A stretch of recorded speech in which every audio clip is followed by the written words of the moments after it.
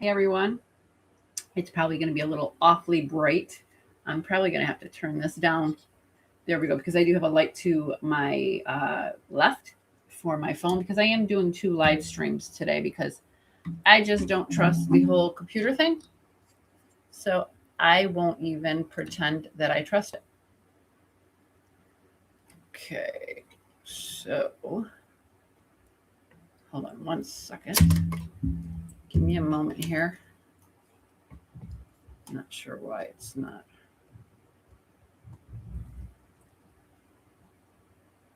Okay.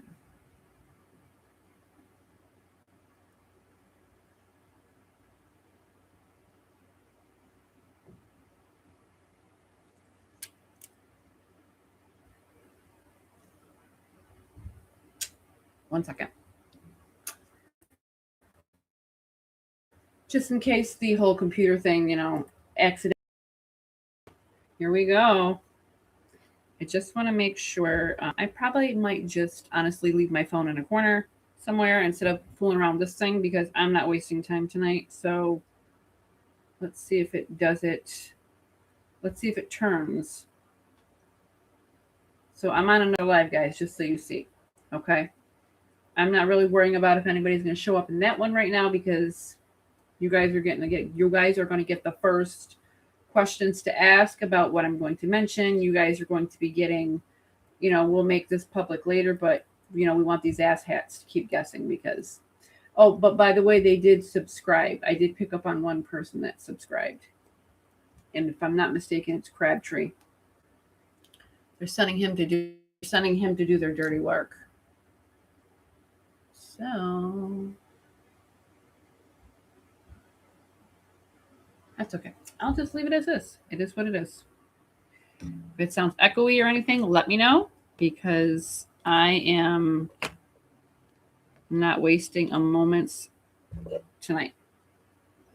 Okay, I think we're good. Just make sure I'm not worried about.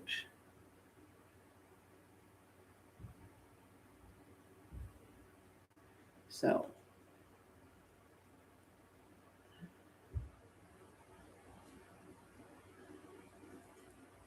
hold on a second. Okay. Hey everybody, I'm on 2 different live streams. So if I don't answer one versus the other right away, don't think I'm ignoring you. I'm just making sure I'm very, very, very equipped tonight. I'm going to show you some things that I have going on in the back. I have what you can see. Well, this is my altar. We all know. First of all, I am a pagan. I don't hide that for anybody. But I want you guys to see as well. It's like pretty cool in standard time here. I have, you see that little bright screen right there? That is a thermal camera. And I bought the Boo Buddy just so we could have it there for Sebastian in case he just wants to come chill and hang out and play with the toys. If he just comes in spirit, that's fine. He doesn't have to touch anything. I also have this little nameplate there that I bought for him. And I also have a little gadget to the side of the thermal camera. It's a electromagnetic machine that picks up, and I have the REM pod back there. So all of this is going at once. So I'm gonna try to keep out of the way, so you all can see it from different angles, from versus the camera versus the if you don't see me, don't mind. I want you guys to be able to. I'll turn the phone every now and then as well. Yeah, God, that's funny. So I wanted to talk about a few things about him because I'm blocking it. Okay, I'm just going to turn my chair like this, if that's okay with you guys. So I'm going to be at an angle this way, so the camera is, my phone is picking up the, unless you guys want the phone as well on me like this. It's up to you guys. I don't mind. You can see it either way, but I'm trying to make it to where I am in both view of the thermal and REM pod and everything so you guys can see. But as you guys know, I am pagan. Don't mind the altar. This is where I do everything. This is my safe space. This is my calm space. This is my magical space. This is where I commune with spirit. This is where I do a lot of different things. Now, tonight we're going to get right down into the dirty, okay? Let me just move some stuff out of the way because I'm going to be doing some different things here off and on. So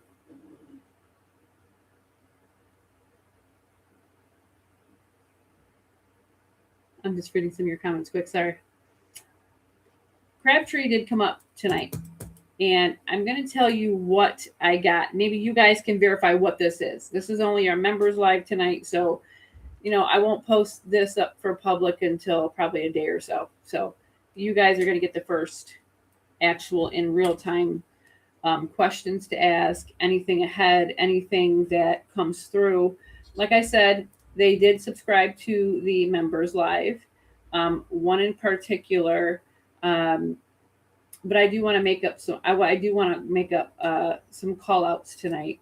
One to how wonderful Not Today Satan was for gifting everybody wonderful memberships. That was very kind of her. Everybody give her a heart, please. That was very, very generous of her. Let's give her a big thumbs up. Anything, just give her thanks. Thank you very, very much for everybody. Crabtree came up numerous times tonight. Now, for Crabtree, we all know he's a snake. We've heard about him multiple times. So I'm just going to say, for this reason, I'm going to just say what came through for him first, because that was the first thing that came through. Anything else after that is going to be different. Miss Susie. We got to love our Susie, right?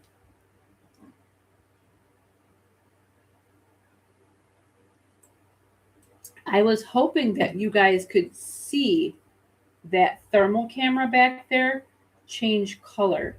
My phone is showing it as a green screen, right? And what's funny is the screen on my computer. You see what my computer's doing? Look at the thermal screen back there. Watch what it does every now and then.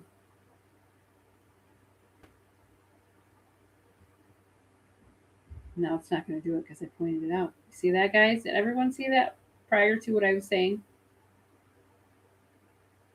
It's kind of like pulsating out, pulsating in.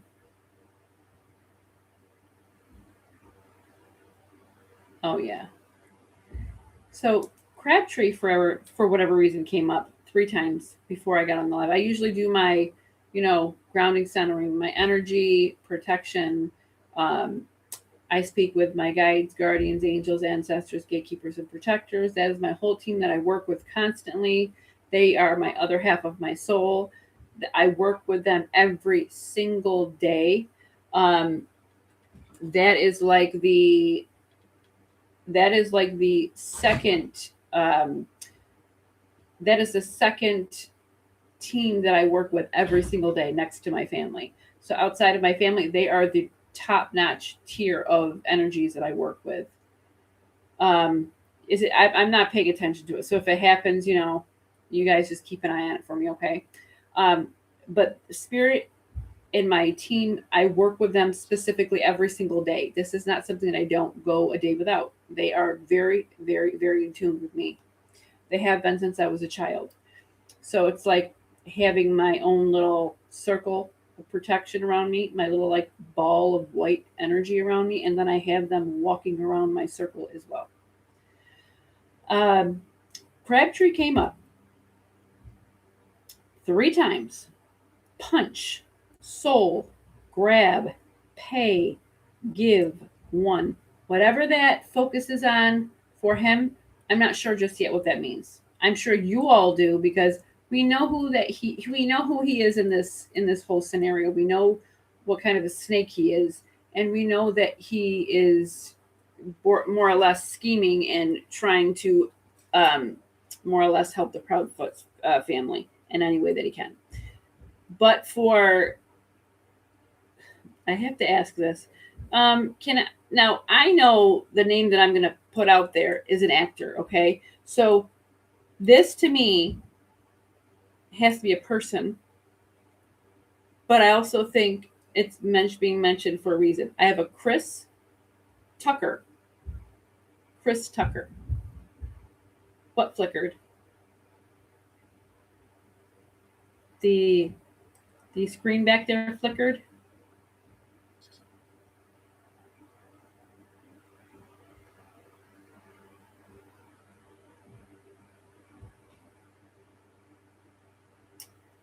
So, does anybody know who a Chris Tucker would be, just for the fact this could be someone that was just trying to step in for you guys, but this is what I got prior to, before coming on with you guys. Yeah, so it's so bright. The light, I'm trying to give it, some sort of, let me see if I can turn down this light just a bit.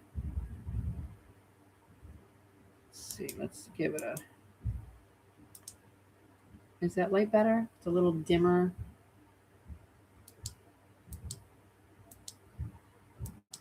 There, that's better. It's kind of like a little peaceful. Oh, that's so much better. It's not giving off so much heat. Okay, so we have a Chris Tucker right now. We have a Chris, or not a Chris, a Crabtree. We all know who that is. Yeah, that's a lot better, right? It's not so bright and in your face. Um, okay. The name Chris Tucker. Now, this could be somebody for you guys, or this could be just somebody that is being brought up specifically. So I'm going to leave that open for discussion. Let's move on. Now, I want to talk about, in particular,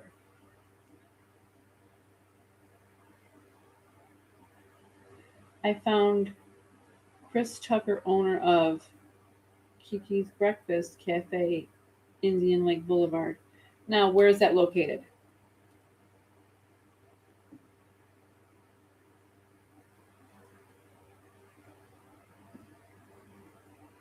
I assume that that is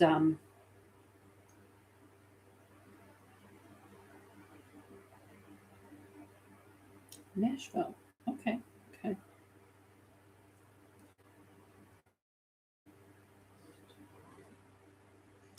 Um, I want to talk tonight specifically about, first one.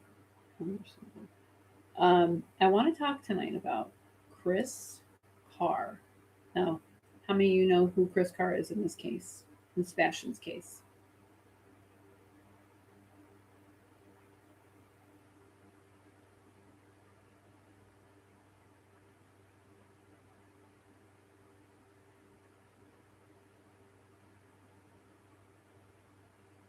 Okay. So, Chris Tucker, this could be just a simple connection to, um, this could be someone that is, I mean, you guys can even look up right now to see if he's passed. He could be somebody that's passed away. He could be connected to the case it's in some way. We don't know yet. This could be something that is just, like I said, new info, new information coming through. When you work a case so long, new things come through.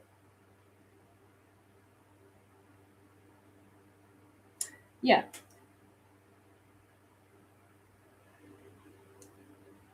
Chris Carr. So I have a lovely dear friend, um, and she sent me a picture.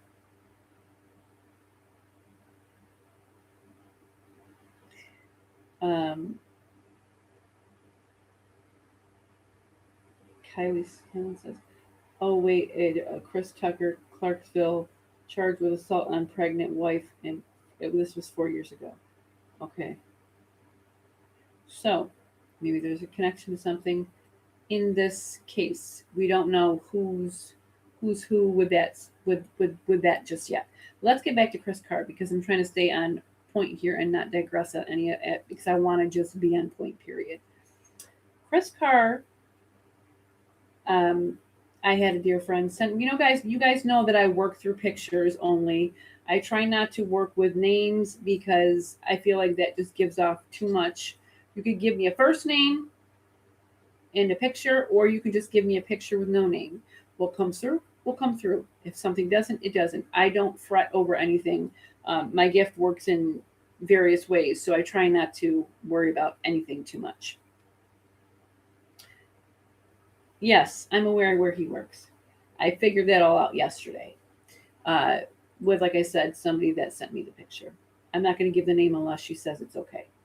And when I saw the picture, I immediately said Chris. Okay.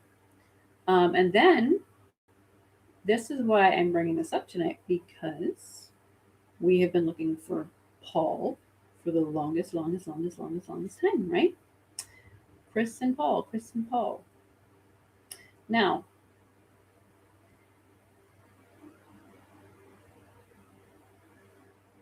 oh, nice find. Chris Tucker is a real estate person in Gallatin. If I said it, did I say it right? Gallatin or Gatlin? It's Gallatin.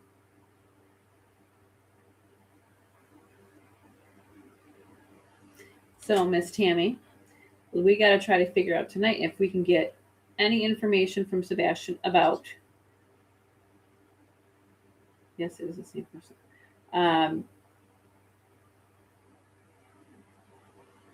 Yeah. So remember when I talked about Gallatin and We in the beginning? How many of you guys remember Gallatin in the beginning? Gallatin, and I kept saying it and saying it and saying it and saying it and saying it. This right here makes me wonder, what connection does he have to the Proudfoots? Or anybody in this case, Chris Carr, or hearing Chris Tucker again. Okay, so let's put him on the radar for a minute. We don't know why, so we won't speculate that he might be a bad person. We won't speculate that he's in any type of corruption with this family at all. We're just going to leave this out for open, okay? But this, for whatever reason, is coming to me and coming to me and coming to me. So let's leave there. But it's funny that, there is something that's connected to a place in Gallatin. And he's a real estate person. And who else is real estate? Mama Stankfoot is. So think about that. It's a little weird. We're getting all these strange little connections to things, and we're getting these connections to things. And like we had the last live, what have we been, the one thing we have not gotten in this case, except I've always felt that he was in something, as in something built around him, right? And it's funny that those specific things were popping up, popping up, popping up. I found his address in Gallatin. Okay, so please do not post his private address up here. I would not want that for anybody's business to be posted here. Let's keep that private, and let's move on. So it's funny that little connection there. And where does Mama Stankfoot live? We will definitely ask that. And doesn't she live in Gatlin too? Is it Gatlin or Gallatin? Gallatin. Okay. So he lives in Gallatin. He works in Gallatin as a real estate agent. And Miss Mama Stankfoot, she lives in Gatlin, maybe. Just for a reminder for me. It's hard to keep. So Gallatin as well. So that's a little strange for me that there is a connection to real estate there and the same area. So again, we'll leave that open for discussion. Let's get back to Chris Carr. Chris Carr was shown to me in a picture. I had no idea who he was. The picture was shown to me, and immediately I got Chris, and then I got Paul. So, my question is, Paul is Paul, the circle of bullshit friends. Think about that. We have Chris Proudfoot, Chris Carr, we have Paul, we have Katie's mother, who's a level 3 offender. And then we have who else?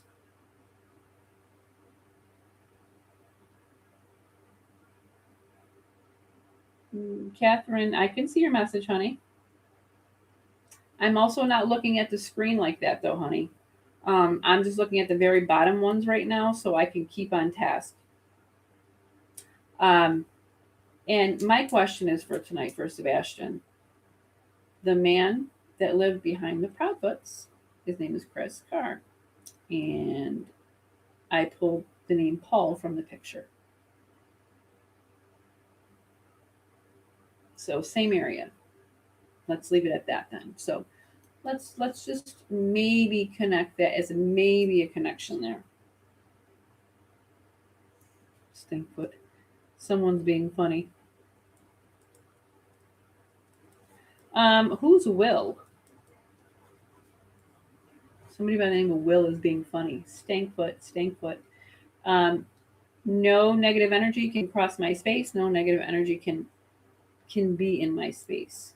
So I don't mind funny, I don't mind friendly, but we will not have any negativity.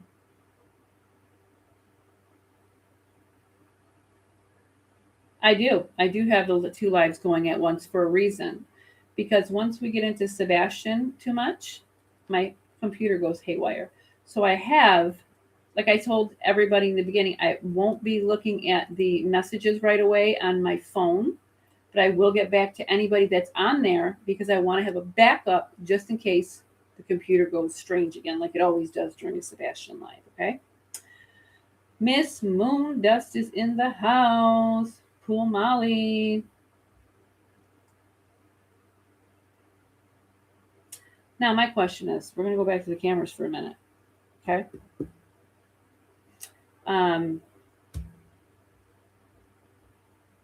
Everyone gave up their camera footage. My question is, what did he not give up? Paul. He didn't give up Paul.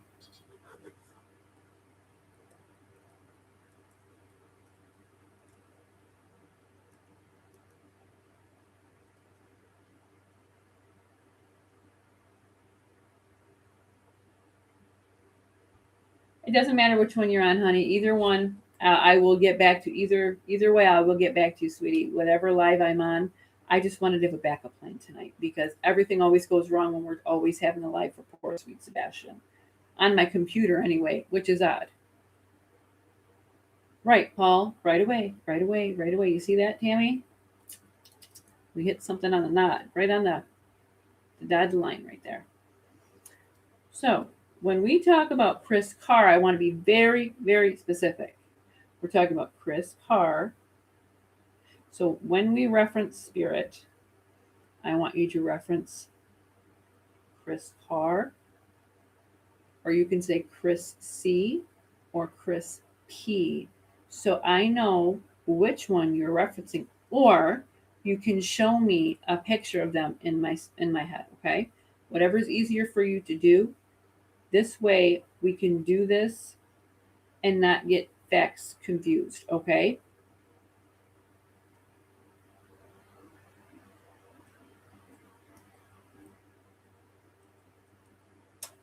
Oh no, Miss Nikki, tonight it's not that Paul. It's a Paul that I picked up on from a picture, and it just so happens to be the Proudfoot, the neighbor behind the Proudfoot's home, um, Chris Carr, and I picked up the name Paul right away from his picture. Um, so I just wanted, I didn't want you to get any like false hope, okay? Um,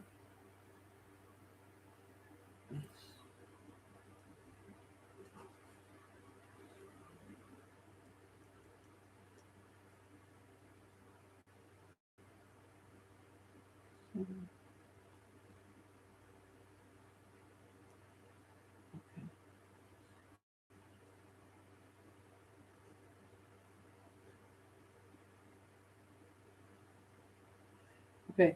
So I have these few words that are just coming through randomly.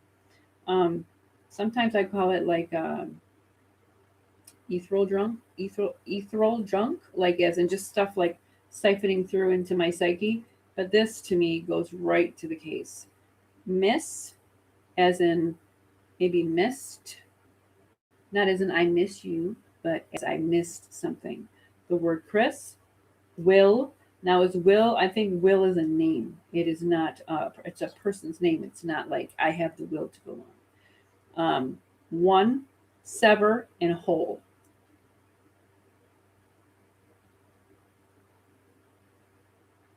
I'm sorry, guys. I'm just trying to keep on task until we start asking questions to spirit. As things come through, it's kind of hard to pick up on spirit, look at your messages, talk to the screen. So I'm just trying to be everywhere at once. Okay. I definitely can only imagine what's going to try to pop through my phone live, because we all know that they have subscribed to my channel. So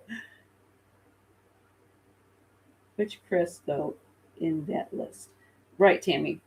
So our question is going to be tonight. Strictly, I want you to be very specific with your questions tonight. CP or C, you can say Chris Carr, or you can say CP, or whatever is easier for you for me to reference spirit. But something isn't right about this Chris Carr. I'm going to try to find out what he has in this affiliation with this case.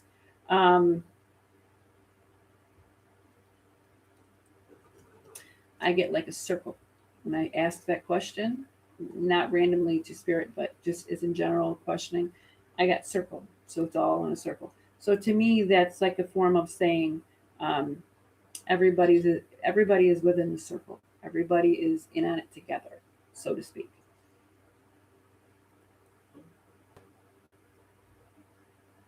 Hmm. Okay, let's talk about Chris Carr. He is the agenda tonight. I'm assuming. Will.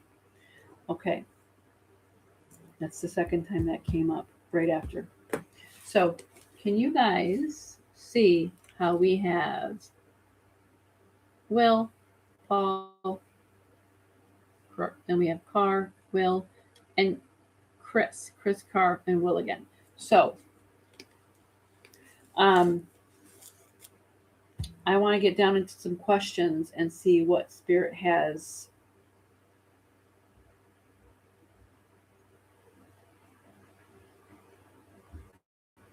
I want to see what questions we can get answered in Spirit from that. Hole, dig, left. Hole, dig, left. Hole, dig, left. Paul. Okay.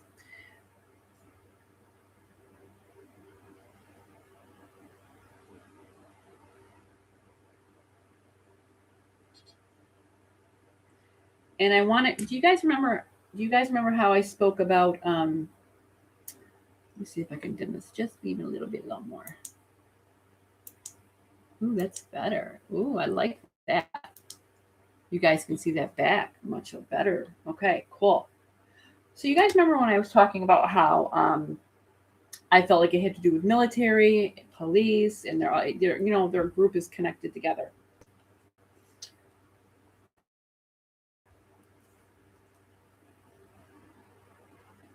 Yes. Um, and I'll write that down now because I want that's gonna be the first thing I want to try to get. Um, it just so happens that this Chris Carr is not just police officer; he is a corporal police officer. He it's kind of like he's not your typical police officer. He is like I would say like army type person, and that just let's see, did I miss something?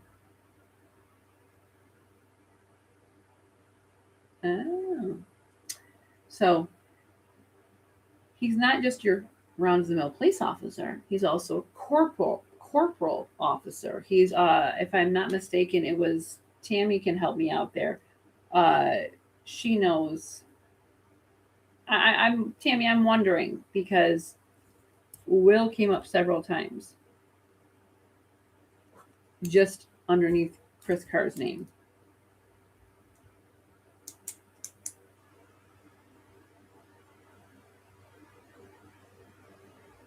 I originally thought Jacob was green honey. So my question is, who is Paul? What is Chris Carr's co-conspirating acts in this case? And let's see where we can get it. Okay. So I want you all right now to start with your questions. Be very, very specific in name reference, as in Chris Carr or Chris Proudfoot. It doesn't have to be anything more specific than that out of the question, because if it's going to come through in spirit, it will be validated or not. Just Chris Carr or Chris Proudfoot. Nothing else than that. Okay. Chris Carr. Chris Carr. Okay. Let's get them over here. So my questions tonight are going to be about Chris Carr, Sebastian. Okay.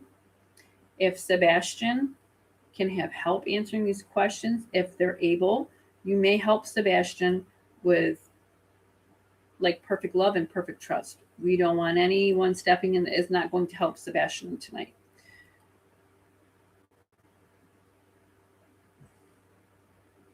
He's so freaking sweet. To me, he's like my baby. He's talking about the nameplate back there. I don't know if you guys can see that nameplate right there. It's got a big dinosaur on it, and it's got Sebastian's name on it. He was just saying how much he loves it. He loves it.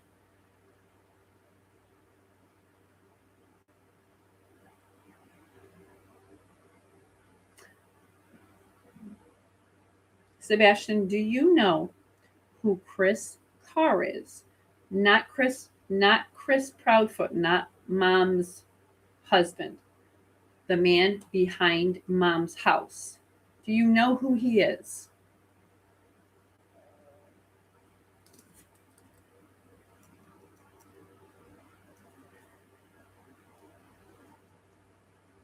Why was he mean?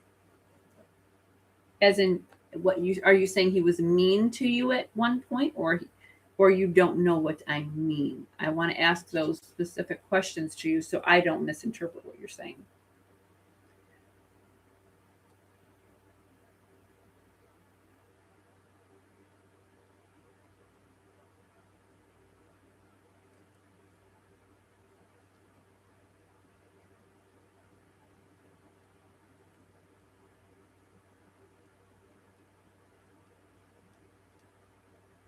What do you mean?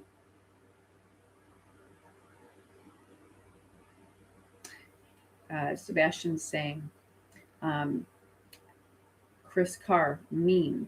He told me not to knock. Maybe not knock on his door, maybe go near his property, maybe?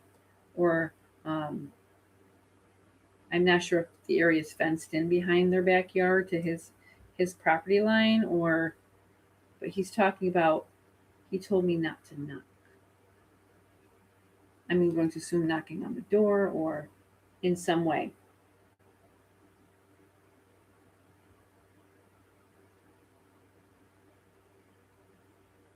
Hello, everyone. I don't want you to think I'm ignoring you. No.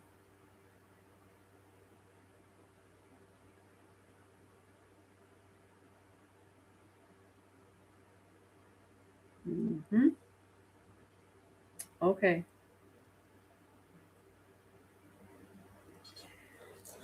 So, this man we're talking about, Chris Carr, I hear CP telling me, you keep your mouth shut. We all know that sounds like him, right? I mean, it's funny that Spirit is trying to show me Chris Proudfoot speaking versus Chris Carr, which I asked for before I got on here, which I'm very grateful. Thank you for that. and he gave him money. So shut your mouth. Shut your mouth. That's what the connection is. Shut your mouth.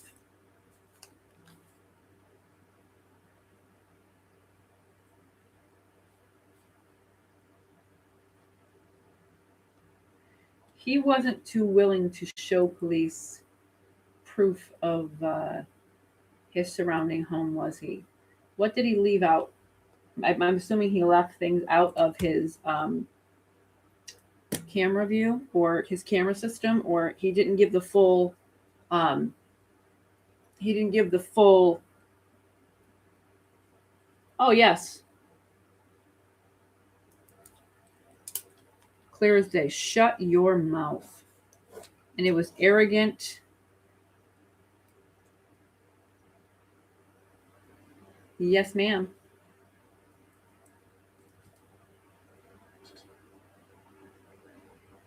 Hmm. You all believe that? He was supposed to be on vacation at that time?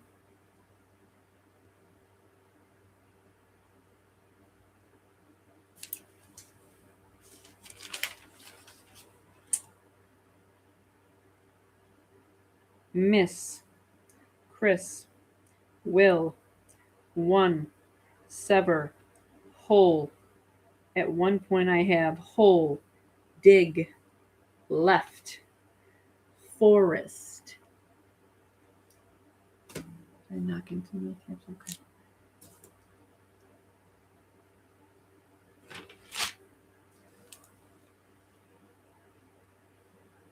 Starting to look like that, Tammy.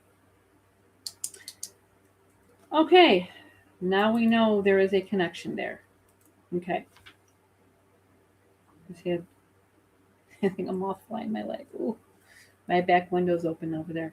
I can't promise you're not going to hear any freaky things, um, because at nighttime we might get tapping on that back window.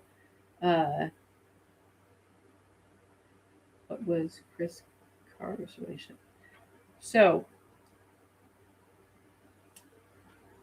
Sebastian, sweetheart, do you know if mom was, um, did mom have a boyfriend besides Mr. Chris? Did mom have a boyfriend that lived behind your house? Um, how do you know that, sweetie?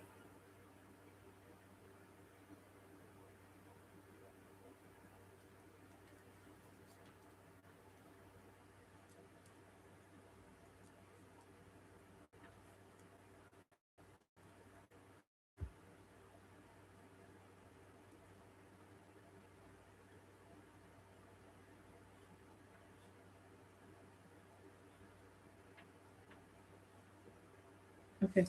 I'm going to state something here. Um,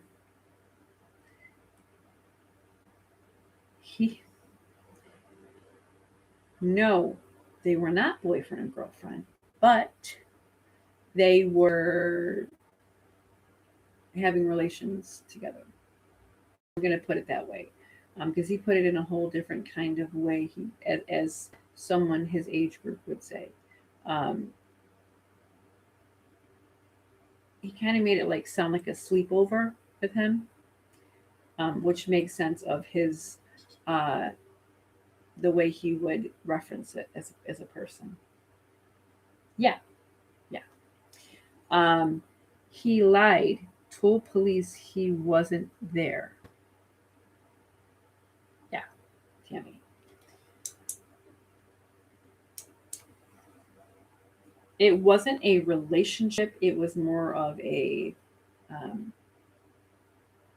as a lot of people are saying on here in the comments. Now I have to say this for entertainment purposes. Okay, this is pure speculation. This is not to be taken as fact. So they can't try to sue us, any of us, for anything we say on here. I just think it's funny that Sebastian is talking about she went on a sleepover at his house. That's wow. and that he lied, told police he wasn't there. Corporal.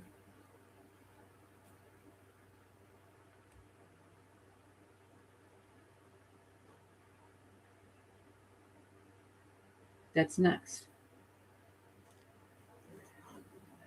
Okay. I gotta fix this fan because I'm sweating over here. Sorry. I'm trying to stay out of the view of the camera here so you guys can see the stuff back there.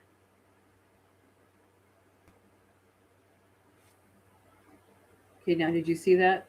What just happened right here? It flares up.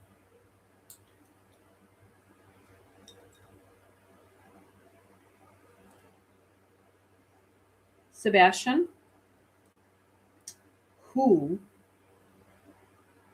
how does Chris Carr know Paul? How does the man that lives behind Mom's house know who Paul is?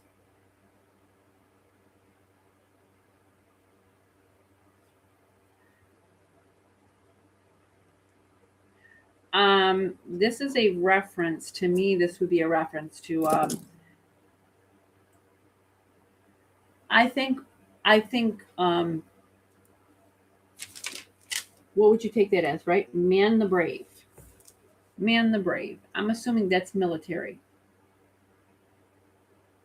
Man the brave. Can you? Okay, sweetie. How about this? Can you tell me one thing about Paul? Okay, that Chris Carr is. What does? Do you know what job Paul had? Knowing who Chris Carr was? Neighbor. Who was the neighbor, honey? We know Chris Carr was your neighbor. Who's Paul? Where did Paul live? Did you see Paul on the street? And this could hold on, Sebastian. I'm sorry, sweetie.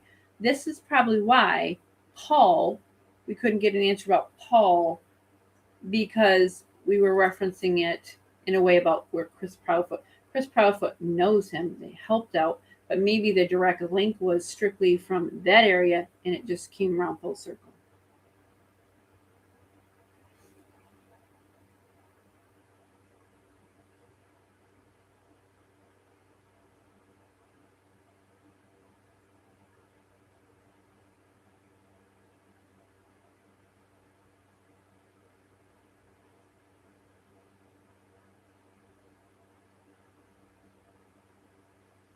Um, Kylie Ray, plus 2 to 3 active and retired law enforcement lived in KP on KP Street, and apparently one moved out of the off the street 2 weeks after Sebastian went missing.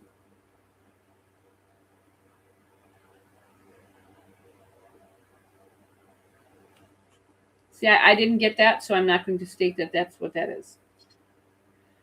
Okay, so, all right, we got neighbor. Oh, I'm getting sweaty.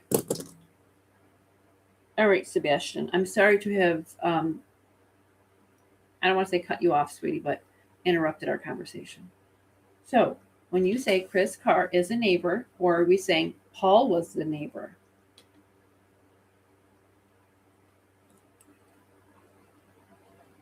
He's saying that for the reference again. Okay, so let's just take that as he served in some. Look that up to figure out what statement that would be on, like a headline.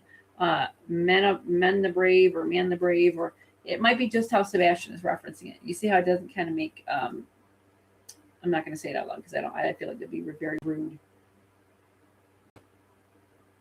Yeah, and that's what we're going to get at. Sebastian, do you know if Paul was a police officer? Mr. Chris. Oh, thank you, sweetie. Thank you for not confusing me. You're the best. Now we're hopping to Mr. Chris. Mr. Chris. So does Mr. Chris, Paul, and Chris Carr, are they all connected in your case, honey, in your disappearance?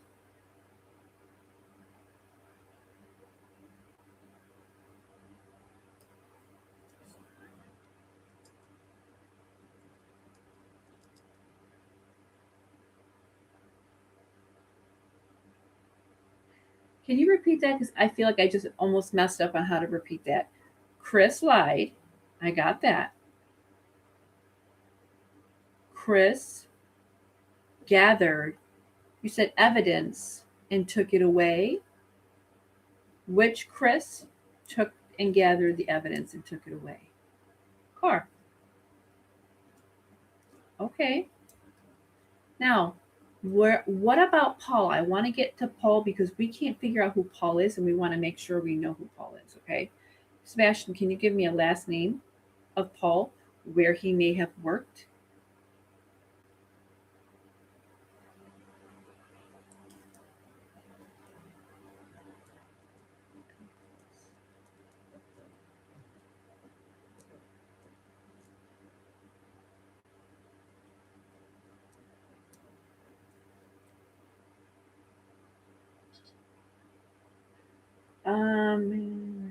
Refers to an individual that can things about fear, duty, or integrity.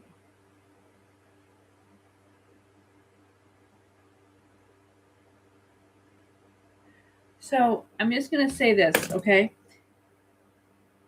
Street, pay Chris, also vendor, when he was asked about Paul.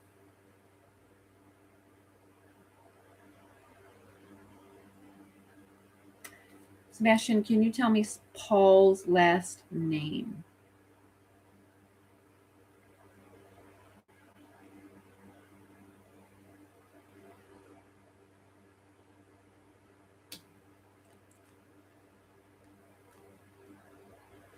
Okay, so um,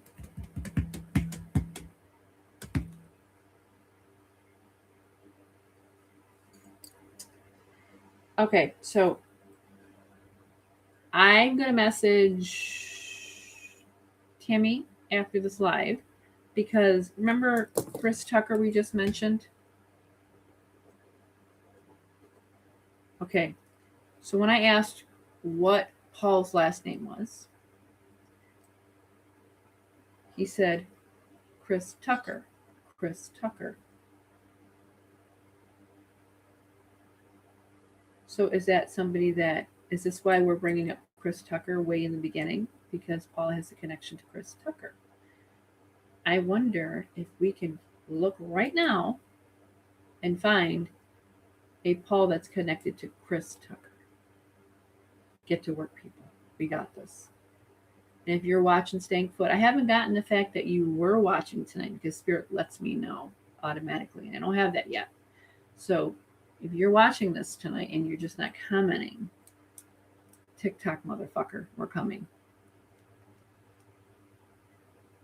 Let's go back to let's go back to that vendor. Real estate vendor. What kind of vendor? You said street, pay Chris vendor. What kind of vendor are we talking about?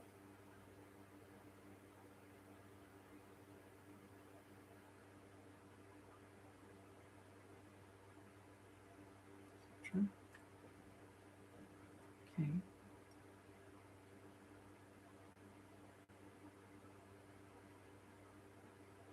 Do you know what kind of vendor he is? Workstation, truck.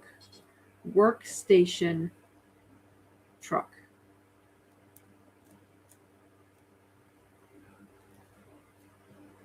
Is Chris Tucker a neighbor to you, Sebastian? Do you know that?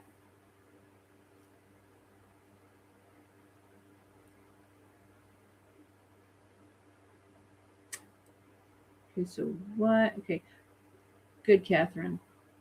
So, what does the person that's a vendor, what does he sell, Sebastian?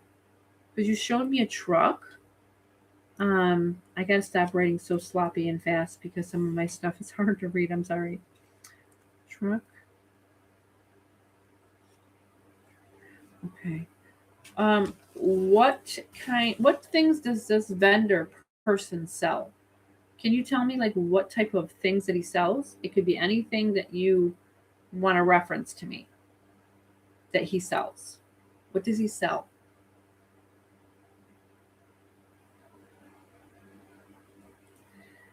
A lot of money. Okay.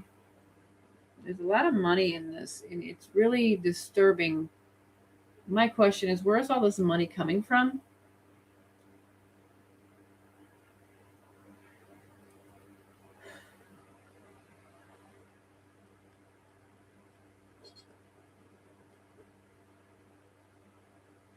I'm going to,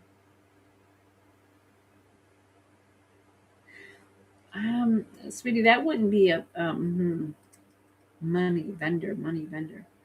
Um, when we put money and vendor together, what will we put together as that as one? This is just some thinking. Money and vendor.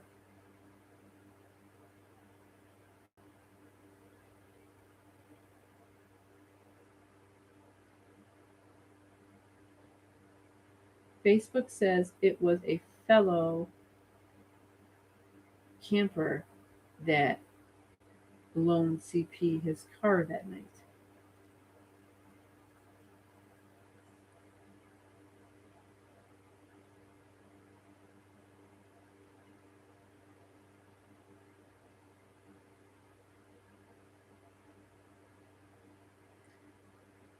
Is Paul's last name Branscombe?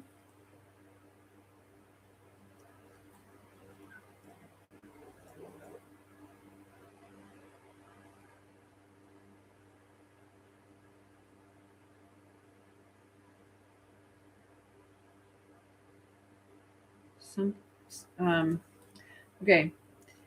I didn't say this yet because I just wanted to make sure.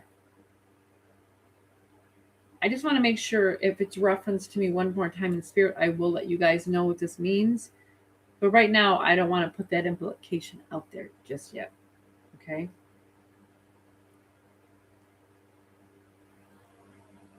Because I need to know who's doing this.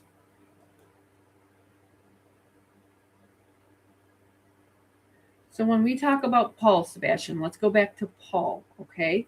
We know Chris Carr knows him.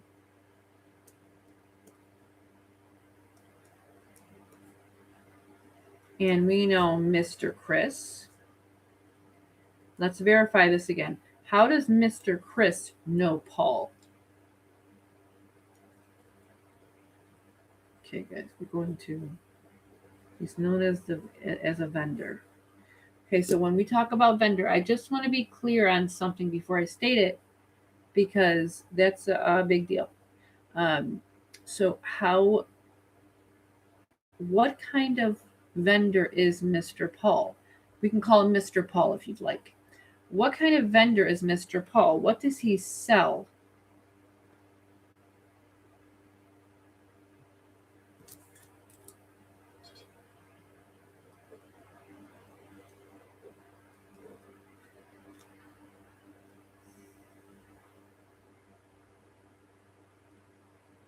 Okay. I'm going to wait on that. I want to just see what else comes up. He talks about vendor. He talks about money, and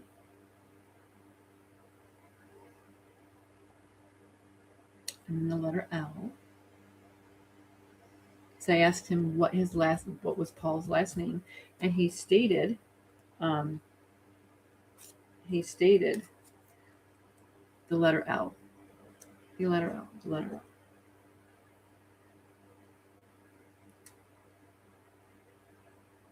Well, there's another theory yet.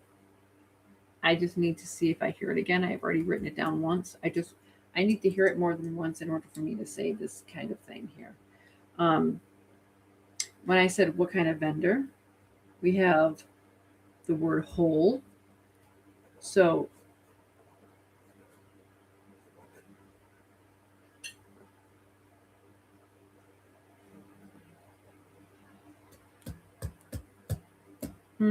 I don't think that's what it is. I don't think it's that type of vendor.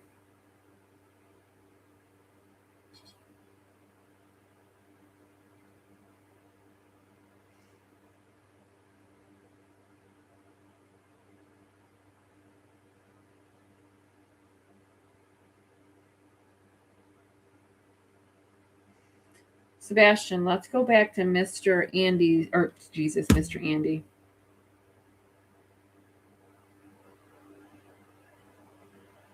Okay, my screen was completely blurry just now. I don't know if you guys just saw that.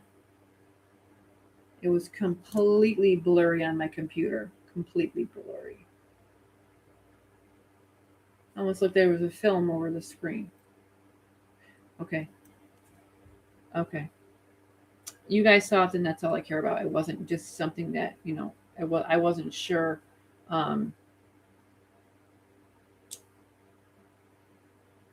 Does Paul live on Kelly's?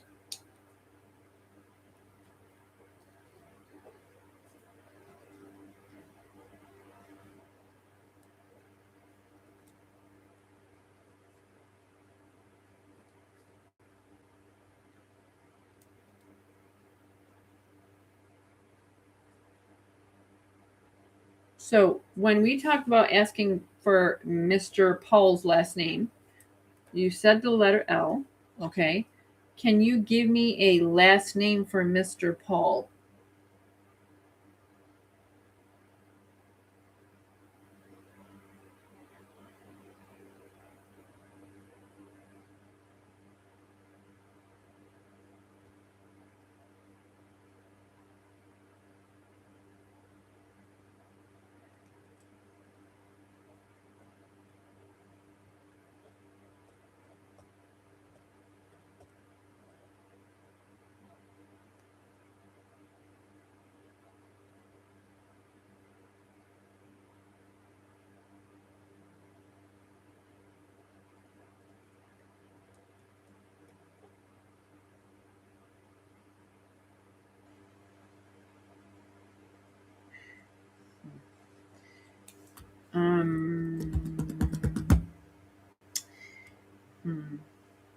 Sebastian, do you understand what I'm asking you, sweetie? So you're Sebastian Rogers.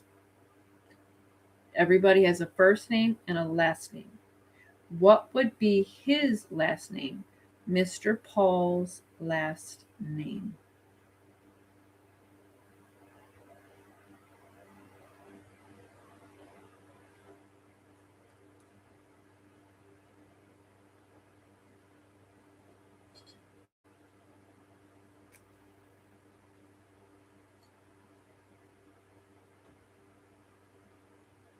Timestamp that.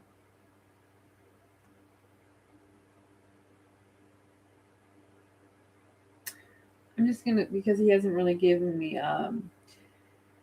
So when we talked about money,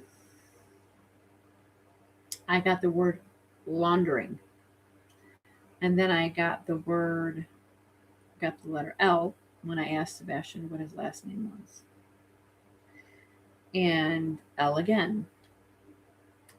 And then when I asked for Paul's last name, he said Mr. Chris, but a vendor. Chris Carr knew him as a vendor, so they both know him as a vendor. But they also know who he is outside of that job opportunity. He is someone that knew the group. He was within the group. Now, he says something about 2 ID cards. So I'm wondering if Paul's even his real name. Because he's speaking about 2 different ID cards. See? Top page, 2 ID cards. I'm wondering if he's right. Okay, let's ask this. This is an idea. Is Paul his first name American will. Is Paul his first name, or is that his middle name? So I can't say my name out loud, obviously, Sebastian, but um, your name is Sebastian Wayne Drake Rogers. So you have a first name, a middle name, and you have a last name. Is Mr. Paul's name, is that his first name, or is that his middle name?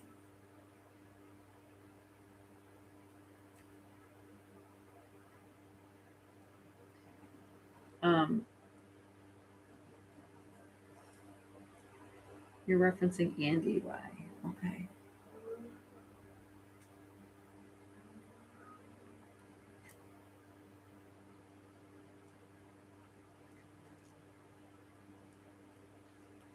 Can you tell me his last name?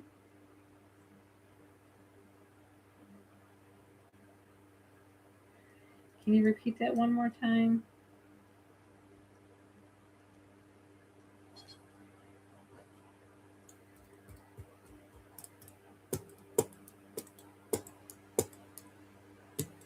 See, I don't want to message you, Tammy, because the live's going on.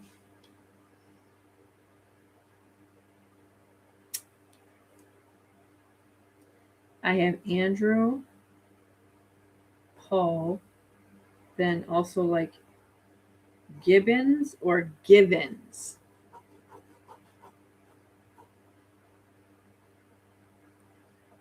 Andrew, Paul, Gibbons or Givens.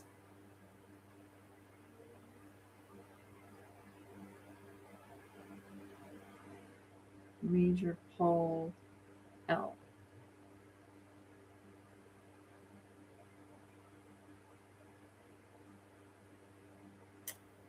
Chris Tucker, Sebastian.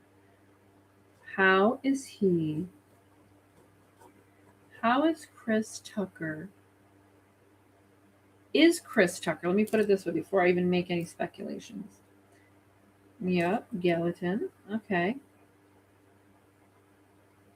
Galatine or Gallatin. You know me. I have a different accent than you do. I have an accent that I hide over this one. So my accent doesn't even really sound like this a lot of the time. It's very different sounding. Um, is there a Deborah on here? Or maybe, no, there might be a Deborah on this live because I looked over at my phone and I heard the word Deborah. Deborah.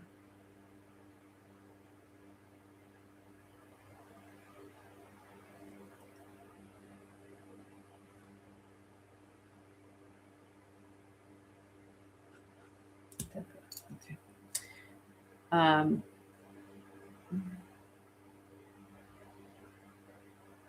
hmm.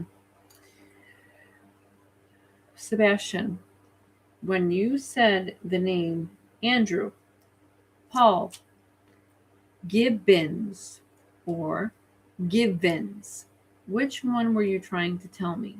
Or were you trying to say that to me? Which one? So, okay, it still sounds the same to me. I'm not sure why. You know what you can do for me if you can? Break the syllable sounds down for me. Okay? Gibbons or Givens.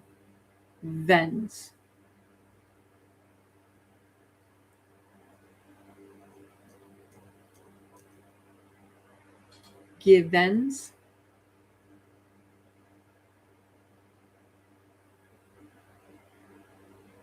It almost sounds like Tammy, he's saying the first one, Givens.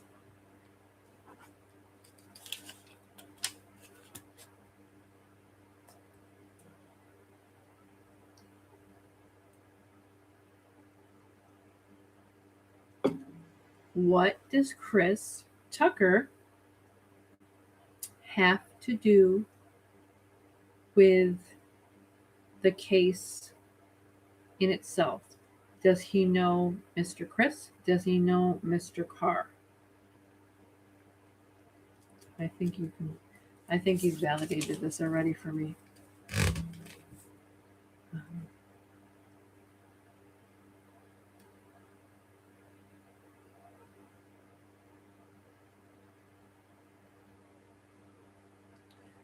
Uh, Chris Tucker would know.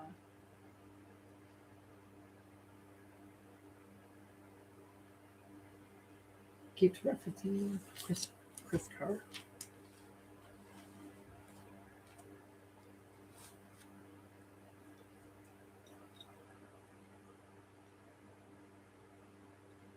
There is an Andy Gibbons living in Nashville. Um, with that frame of mind, where's the Paul? And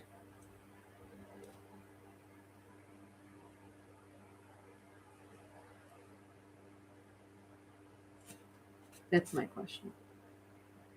Can you give me anything, Sebastian, more about this Paul?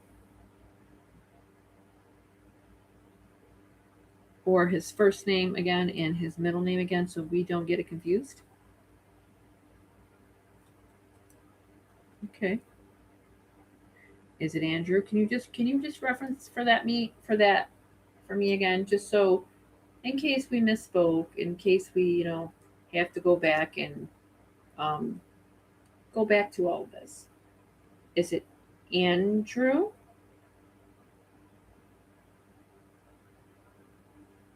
Where does the Paul come into that? Because we have Paul in the middle here. Paul is the vendor. Okay. So is Andrew Givens a different person than Paul?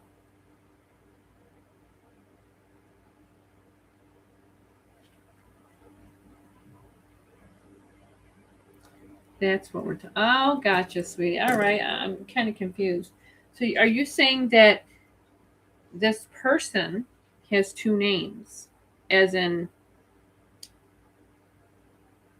is it Andrew Paul, and as in one name, and not a middle name, or is it two different people? It's almost like because he's going back to two of the same, two of the same. It's almost like he's referencing two IDs, two ID cards. And he's saying two of the same. And then when I try to split those apart, you see what I'm saying?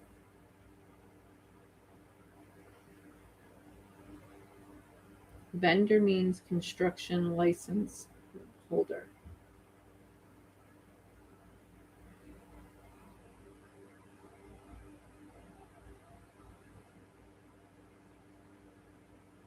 Where does Andy live now? Does Andy live in Hendersonville, or does he live somewhere else?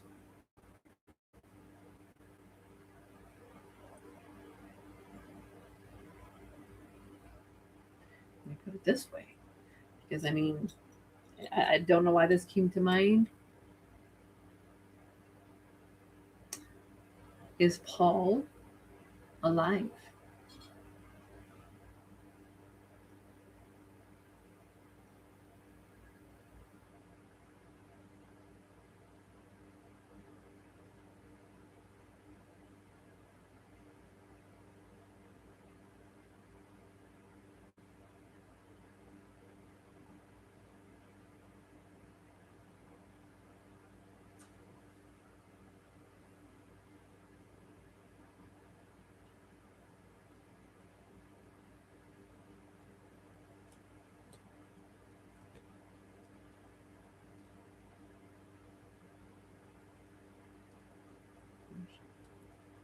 Okay.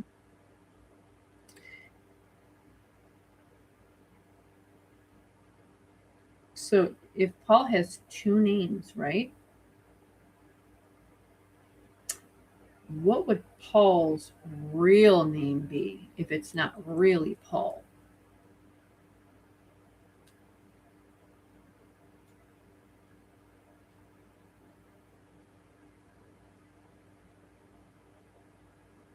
Okay.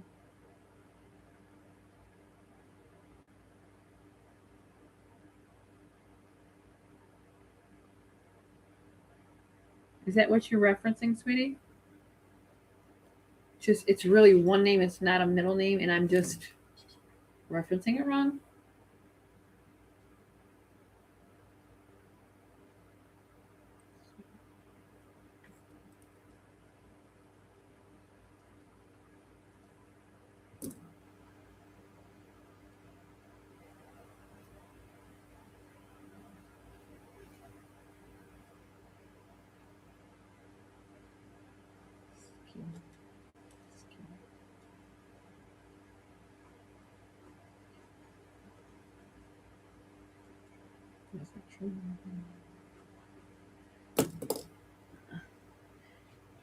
Okay, so I guess we're going to be adding. Okay, so I have the word collision, sever, scheme, Trevor.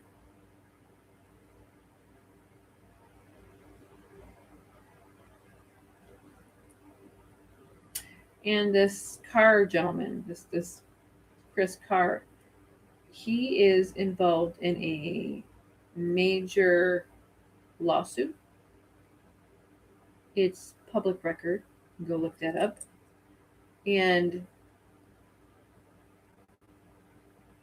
it's not even stating what it's for, but it's a massive civil lawsuit, if I'm not mistaken.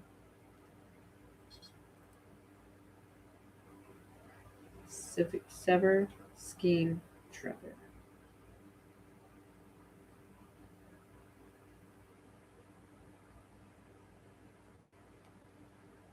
Sever Scheme Trevor.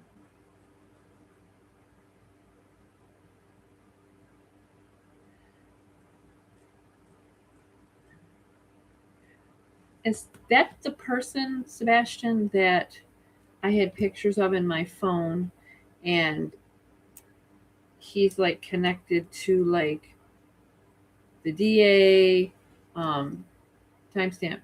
Don't know if you guys heard that.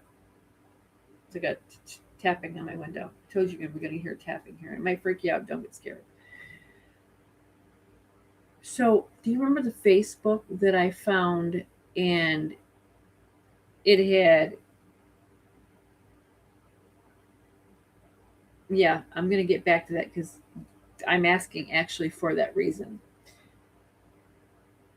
Do you remember when the Facebook, this guy is a, he can carve things out of wood. He works with wood out of his hands. But he had like a lot of major friends in law enforcement, DA. Is this who this is right here? Because I swear this was his name on his Facebook. Justice.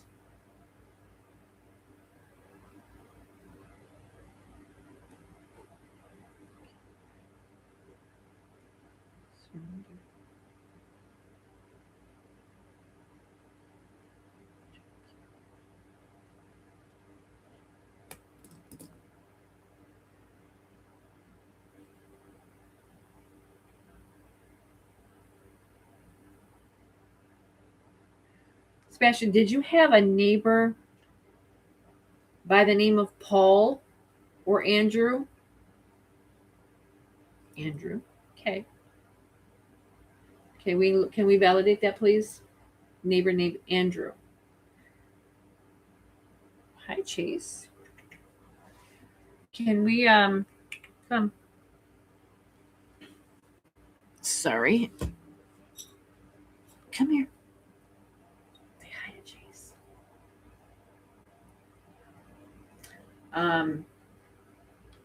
Is the neighbor Andrew, is that Andrew Paul or is that just Andrew?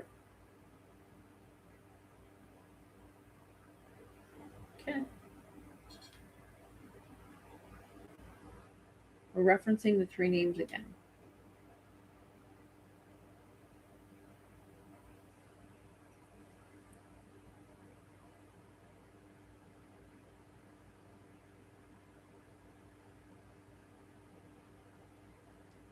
Tammy is Andrew.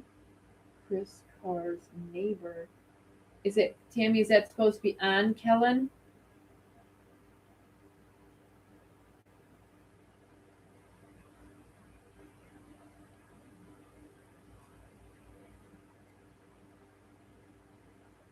Thank you, Life with Java. That makes sense now.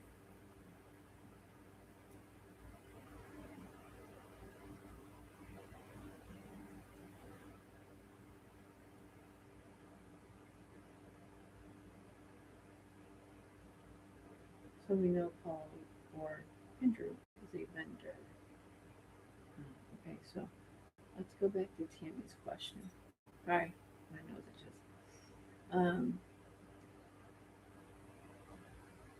Sebastian, is Andrew Chris Carr's neighbor on Kellen, the street Kellen?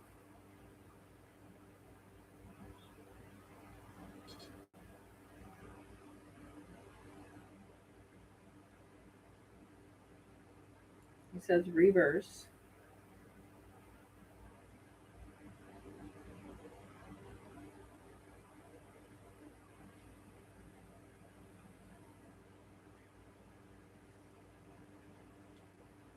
It's like he's showing me it's kind of like he's showing me. Let me just ask again because I feel like I'm gonna say this in a way I feel I should say it, not how Sebastian's trying to show me. Sebastian, when we talk about Andrew, Paul, is that Chris Carr's neighbor on Kellen by over by Mom's house and Chris's house?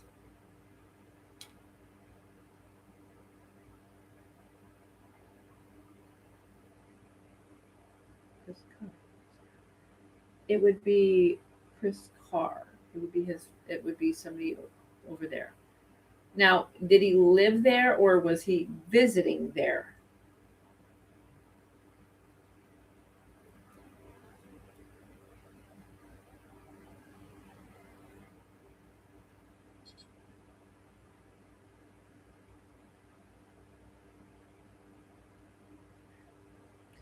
Um, it's kind of like he's saying he didn't live there, but he came to visit and he stayed a while.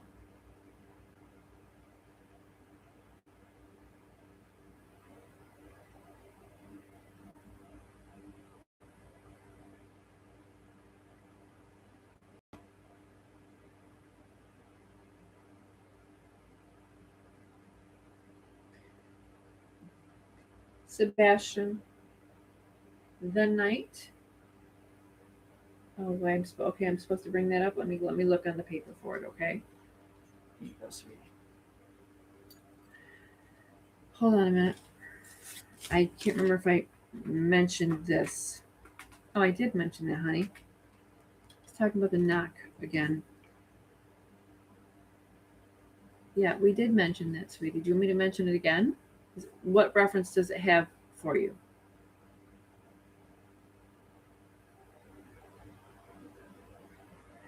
He speaks about the Chris Carr being mean and then knocking, whatever this he's referencing to. Yeah. How many times have you been to have you been to Chris Carr's house before?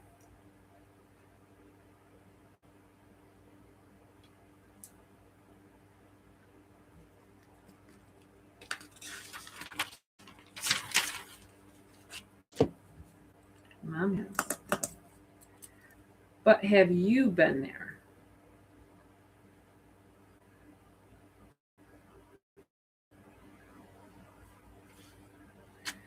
Um, big old mosquito. I don't know where it went. Okay. He said mom has, but he's also talking. Does he have a basement there?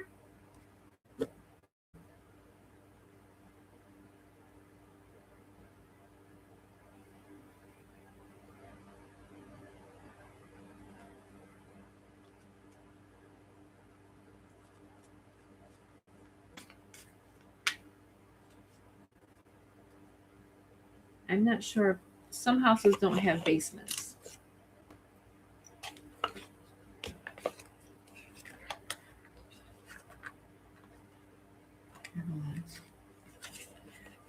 Did Paul Andrew have live on Stafford Court?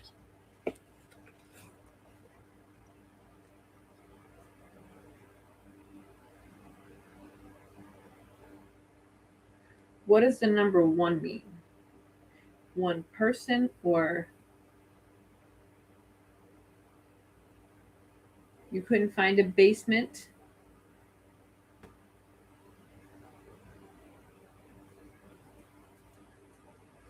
in that neighborhood?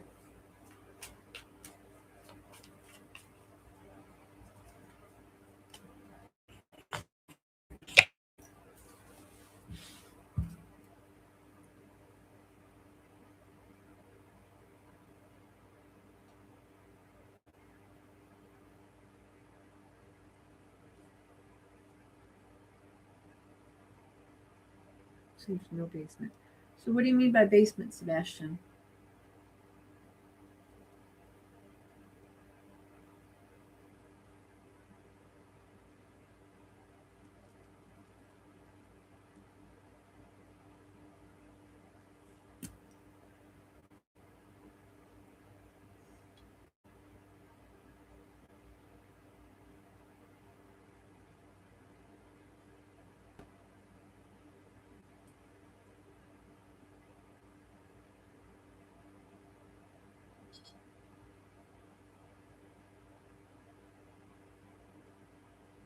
Is anyone else getting weird video calls?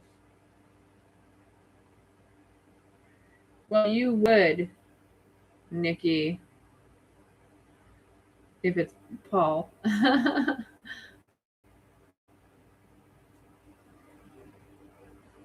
Oh, I got you. One of them, Stafford Court.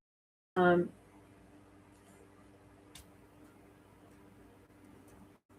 I got you.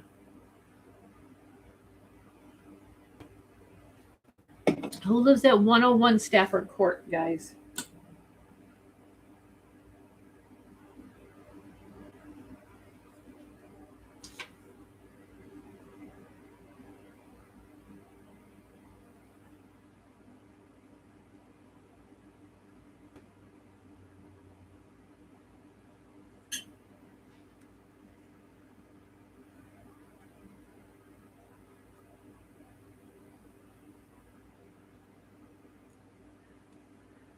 Sebastian, do you know the address of Paul? What's the house number?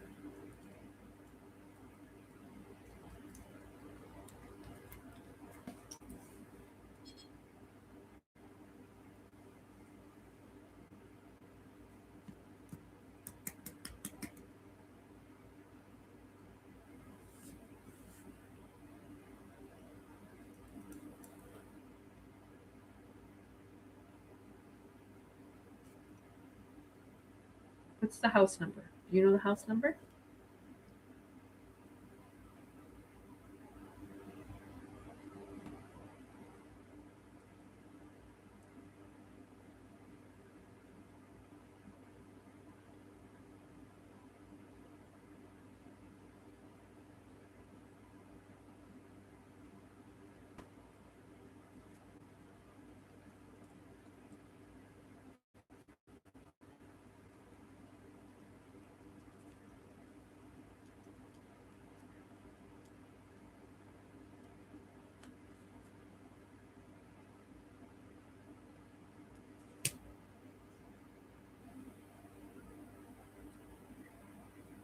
That's why he's saying that. Okay, I get it. House number where Paul was staying. I tried not to pay attention too much. He would get mad.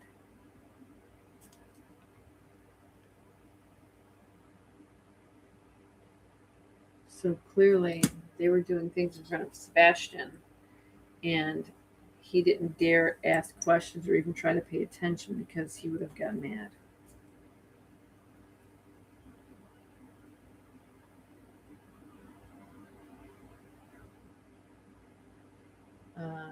says Neil Snug 101.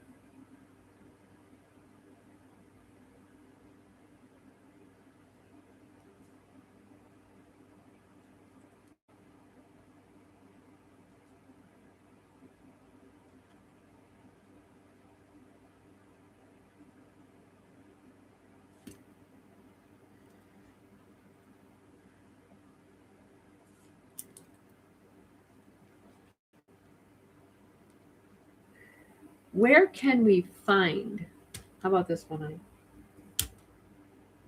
Where can we find Paul or Andrew Paul? Is he in Gatlin? Is he in Gatlinburg? Is he in Tennessee? Where would he be? Can you give me a place where he would be specifically?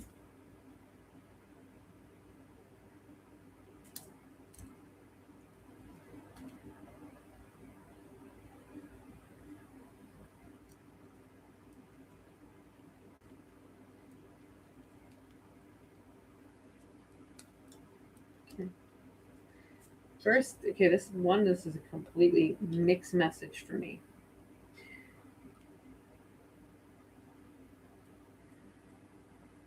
Not with us anymore. He was paid off. So he probably was paid off to leave town. But he passed away in the actual, not with us anymore. What would you think that as to be?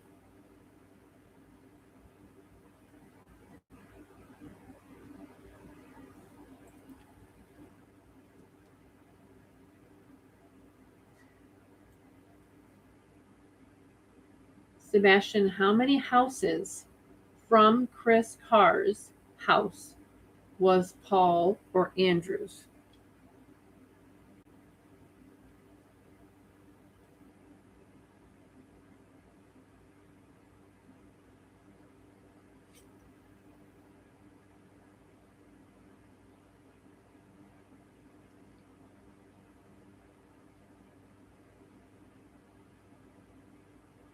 Completely silent.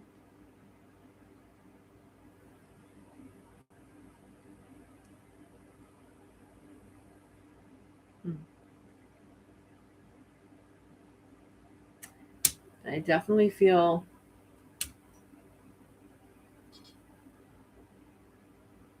I'm going to reference something and it's not meant to be a jerk in any way. But if you've ever seen someone who is on drugs and they feel like they need to touch, you ever see those folks that have to their face? I feel like right now. And I feel super, super, and I don't know why. Because I'm never this tired this early.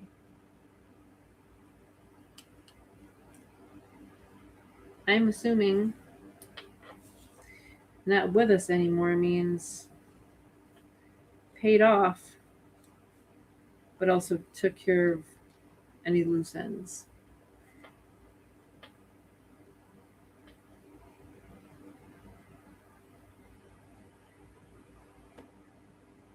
I don't see it at all. I don't see any blurry at all. But that's why I'm doing two lives because I'm telling you, whenever we talk about Sebastian, something goes haywire.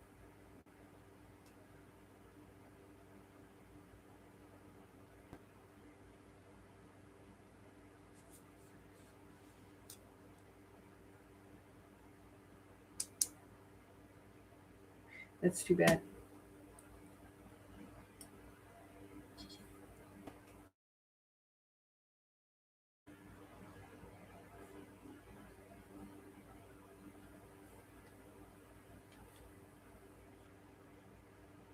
Which one?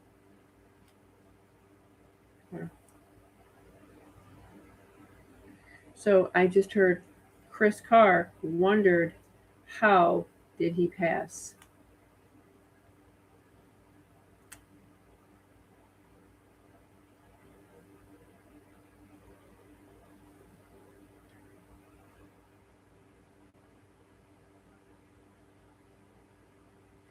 Sebastian, how many steps from his house was Paul and Andrew's house?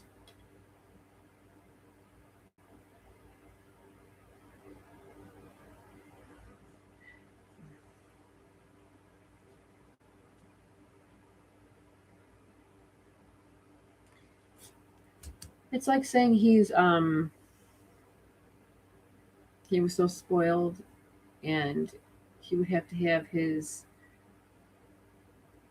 shoes on for the winter when it got cool outside instead of waiting it to snow. If that makes sense.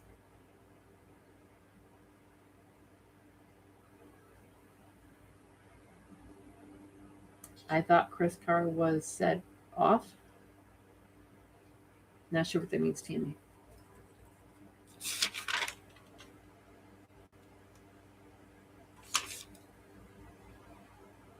Wait, what?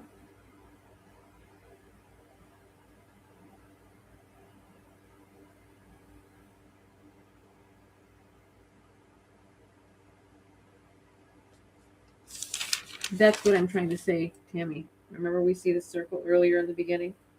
We have Paul, we have Chris CP, we have CC, we'll call him Chris Carr. And then we have all this other circles, circling and circling. And my thing is, I'm just wondering if we're talking about money laundering here in some way.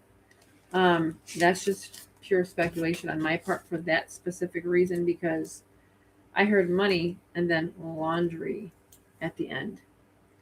Money laundering would make sense because it's spelled identical.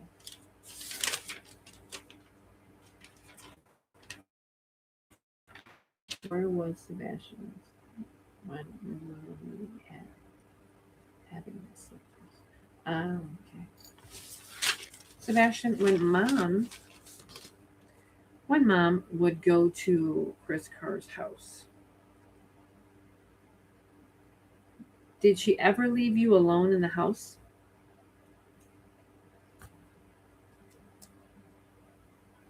So when you went to this home and you know, Papa and I paid for this hotel and all this other stuff, how did you book for your resort stay?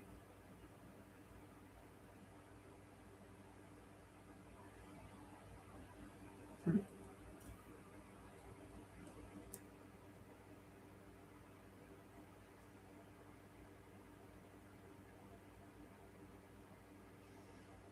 Very good, Catherine. Very valid point you made there, dear. Maybe that's why he said, don't knock. Remember in the beginning? Huh. I feel like I've been sedated by something. It's so early for me to be this tired, but I feel super sedated. Like, so strange.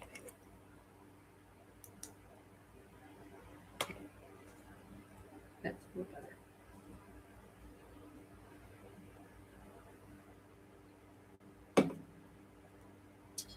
So, again, I will ask you is Paul or Andrew Paul in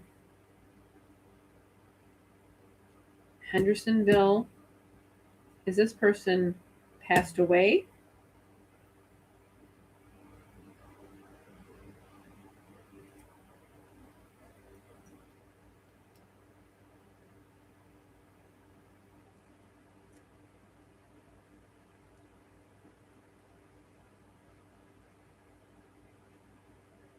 I'm going to give him a minute. Maybe he's just taking a break.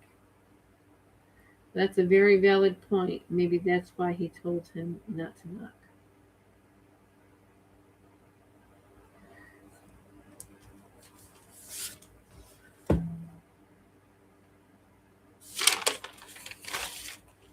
Just want to look at something. Something stood out to me.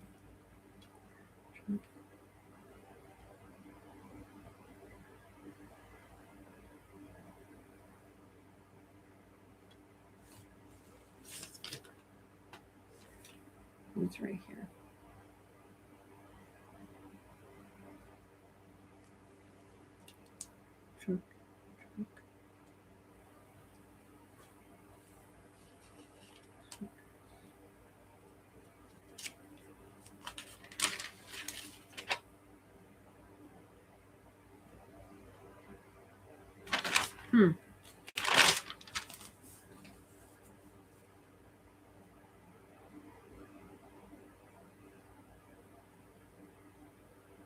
You guys got some really awesome questions tonight. Sebastian, when your mom went to her friend's house,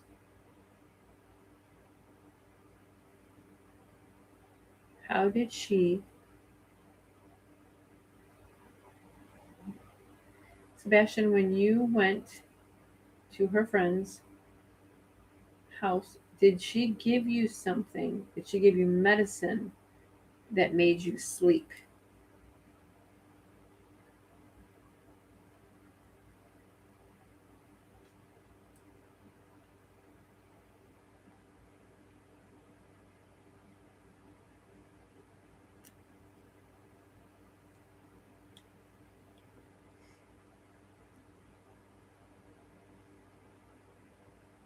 Hmm. I'm not getting an answer back from. I think I'm not sure if you just.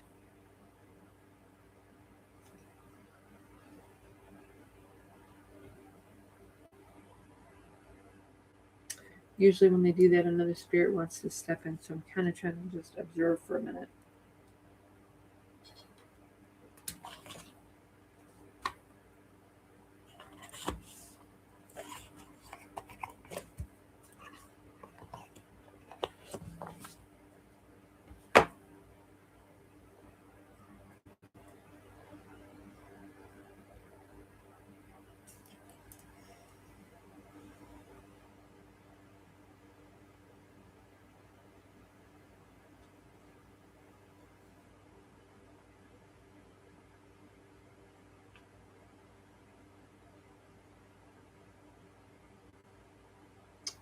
Sebastian, does Chris Carr, the person that lives behind mom, does he know where you're buried?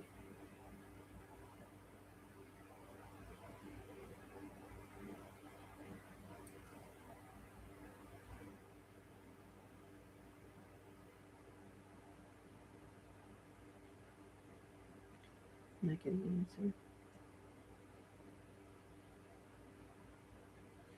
It's like, what time is it? Have we been on live that long for Sebastian?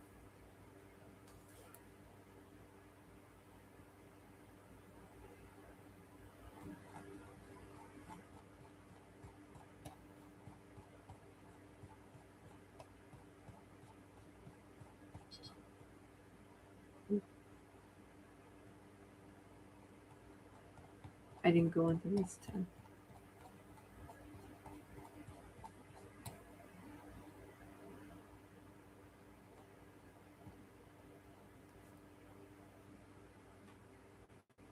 That does make sense. So maybe that's why he said don't knock.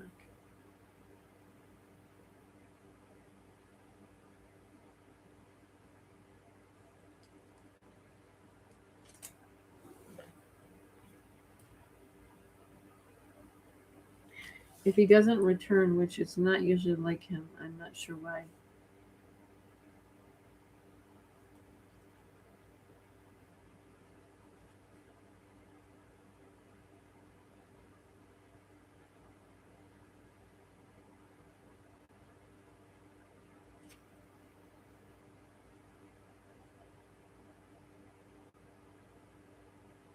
It hasn't been this quiet for me in a long time.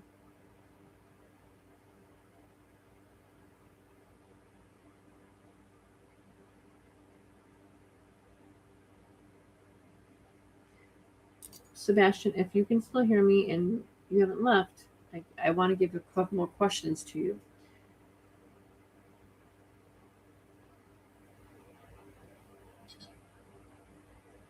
Sebastian, when your mom went to her friend's house, did she give you some medicine that made you sleepy?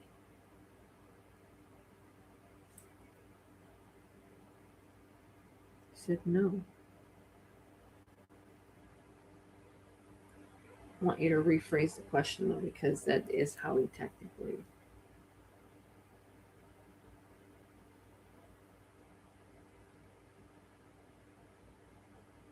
Thank you, dear, very much.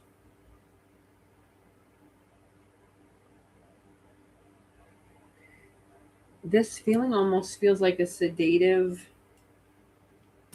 almost like I've been drugged. And I think I've said this in my lives before when it comes to this case. I think he took something that made him super, super, super groggy, um, because that's what I feel like right now. And it's not like you're tired. It's like almost like a feeling that I took something.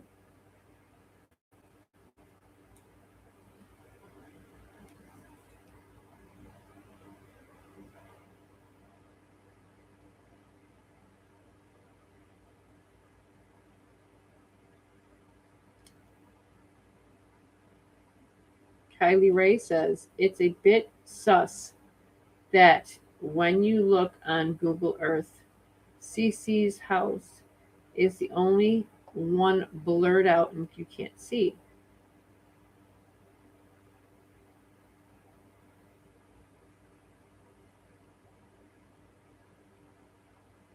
Huh. I would love to know why that would be, but I guess we already all know that. Good question, Tammy. Sebastian, if you can answer this back for me, honey, I really would really, really, really appreciate you. Did Paul or Andrew or Paul, did they die of an overdose?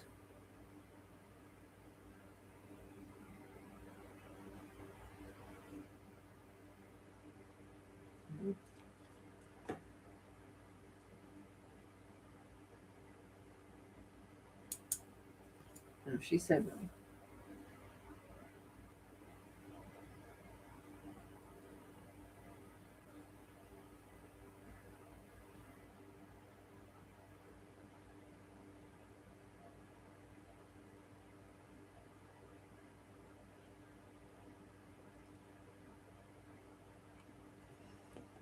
Okay, I'm just trying to catch up on your little messages here.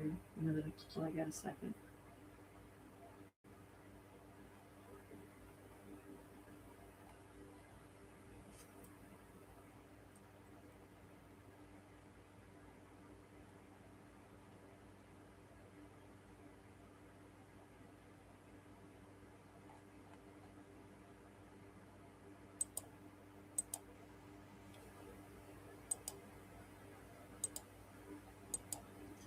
Okay.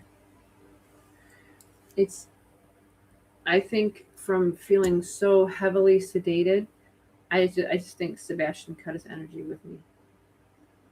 It's all like literally just right here. I feel super heavy, super sedated. It's not my cup of tea. It's not my tiredness. It was just like something that we had stated, Sebastian. I don't know how long. You guys could see my eyes get really, really, really. To me, this is like a pill feeling or something that would have been drank over and over again. I feel so. I guess you could say I feel high.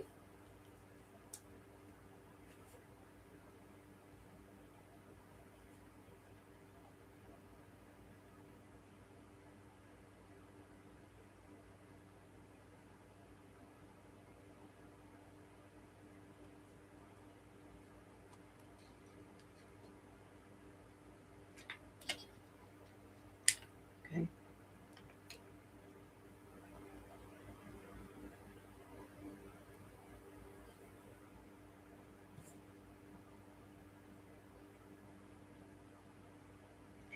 How often, if anybody can help me, if Sebastian's not coming back, how often did Sebastian go to Chris Carr's house?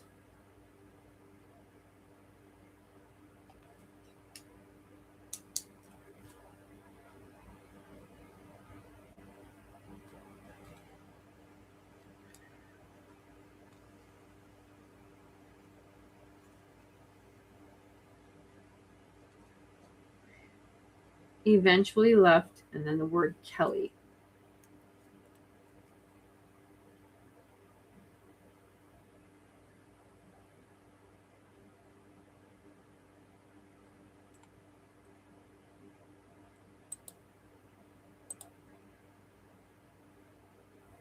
Morphine and fentanyl. How often is Sebastian? Yes.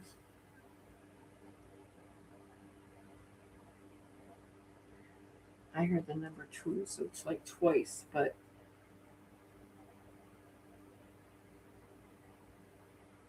I don't know. I have such um, a difference in how I would look at things now versus before. A lot was, does he mean Kellen Street? Well, that's what I took it as. I just what is up with my camera?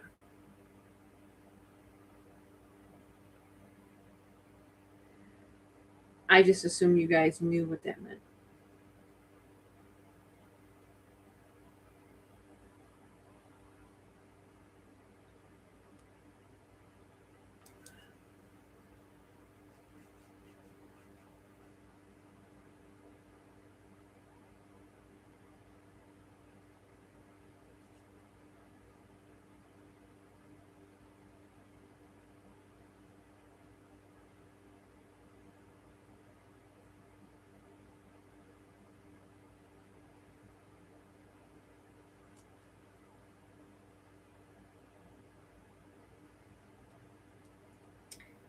Um, Automatic writing. We talk about this a lot. I wrote down, don't have any memory of it. Wondered how he passed. Don't know who wrote that. Very well could have been me. Um, and then the word Chris Carr.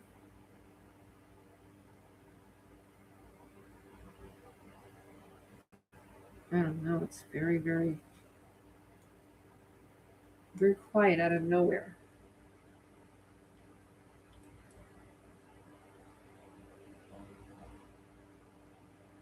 Hmm, very still. You feel that? Do you feel that rush of silence?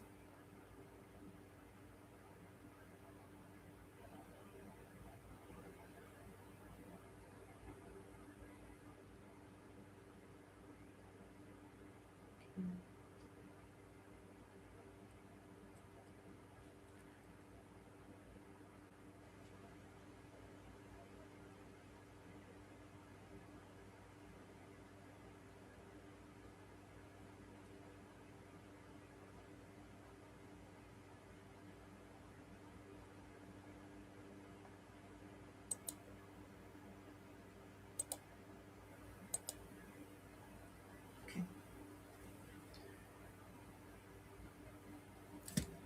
What am I doing down here?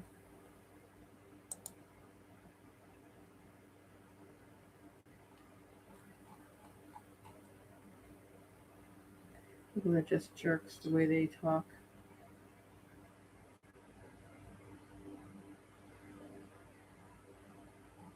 I'm talking about the people that are just nasty when it comes to really trying to find a child. They really get that overwhelming sense of,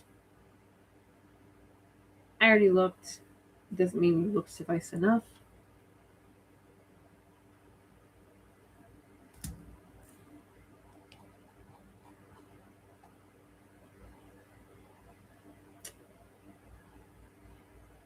Alrighty then.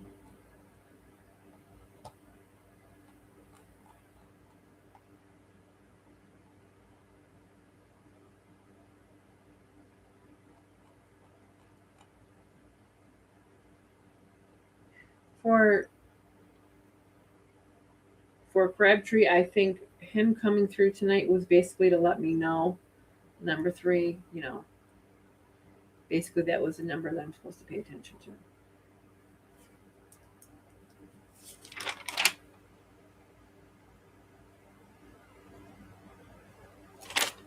So yeah. So far for the live tonight, what are we on? Almost 2 hours.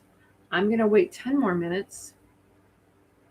Um, just trying to think what else we could touch base on before we end this live, because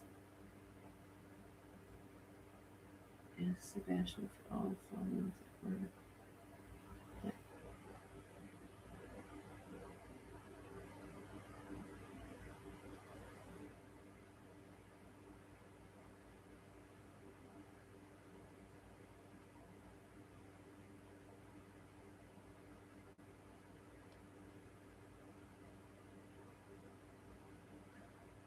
Ask Sebastian.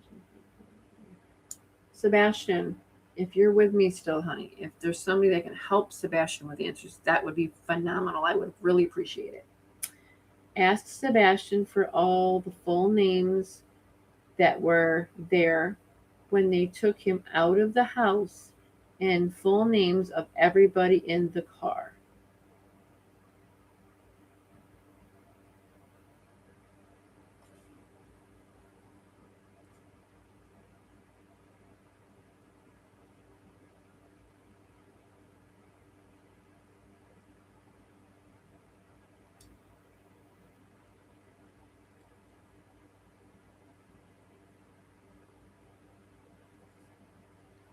Is there any names that you can give me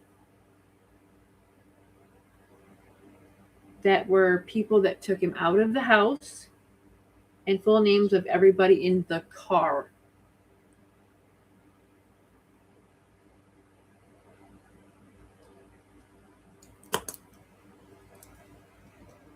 So when we say that name, which one are we talking about?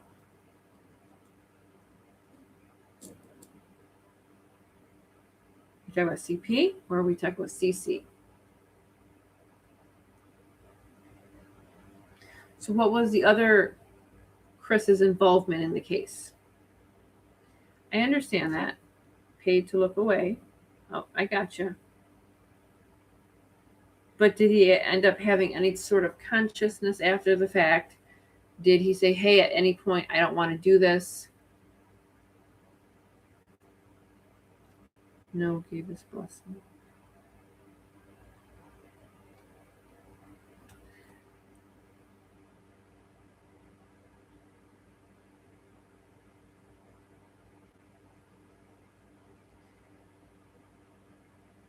He talks about Chris and mom.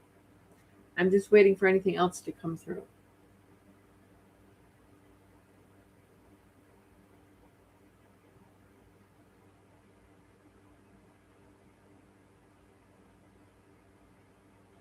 And then there's Kelly. Okay, so Sarah, I have a question, but it's not about anything we discussed tonight. Do you know anyone that is in chat? Far they went out on a search.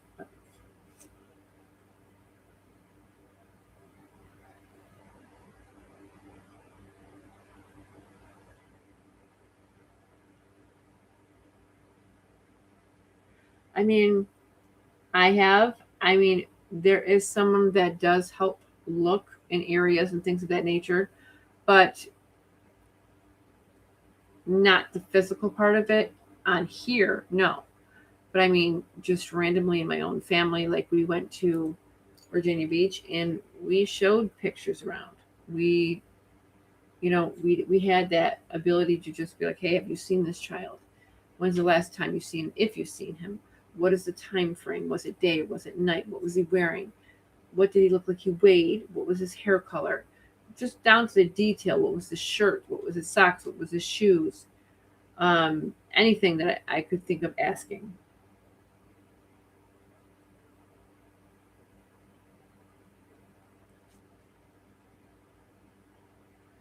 Bubble bath, that's kind of hard to ask him, but I'm going to try to reword it.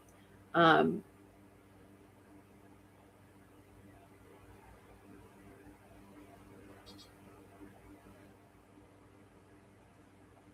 Apparently, Chris Carr was at a visual and he walked off saying, this is a real bad one.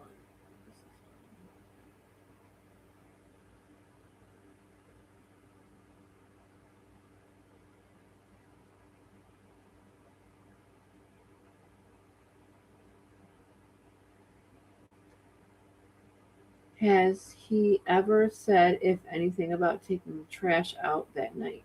He went missing pertaining to his disappearance.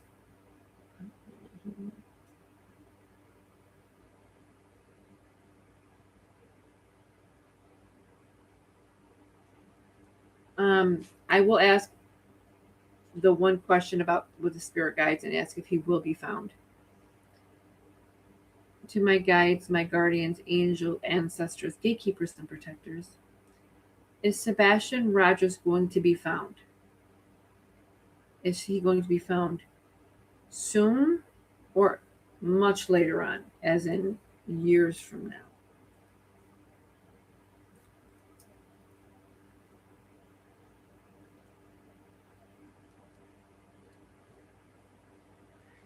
I was told um, years from now.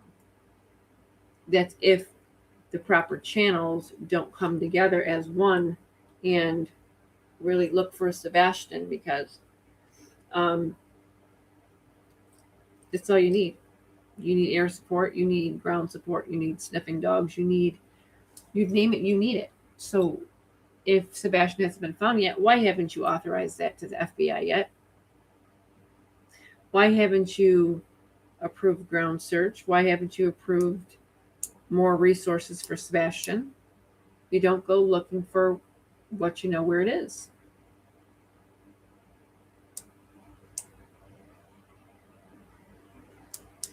Sebastian Cool Molly wants to know, is there anything very unique near where you are so we can find you?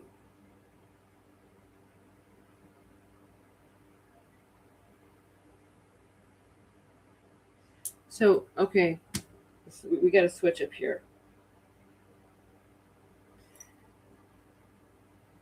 This is a male energy, but it's not Sebastian.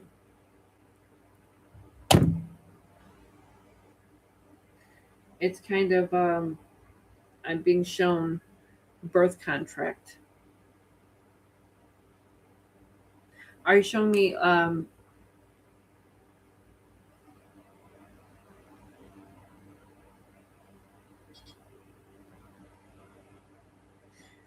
I'm being told to have him choose, so to speak.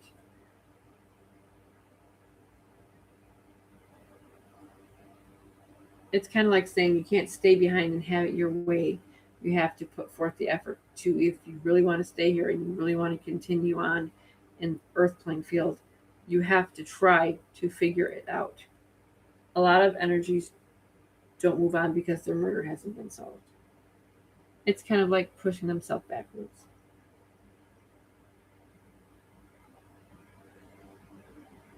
Will the mother crack and still the body, or still the truth about how she has a heart for her baby?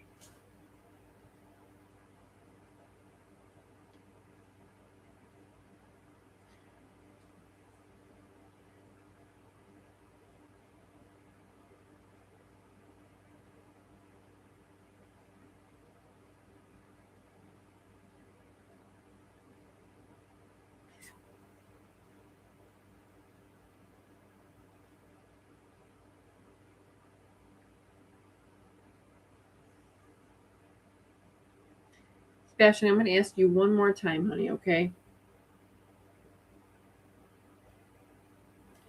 Is there anything unique or very cool near where you are so that we can find you? And that's from Cool Molly.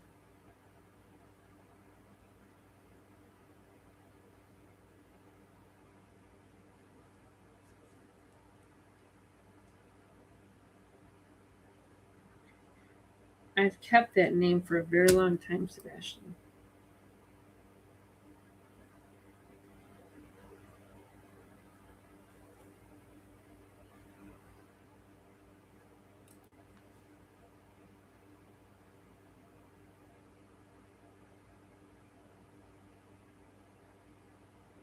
Hmm.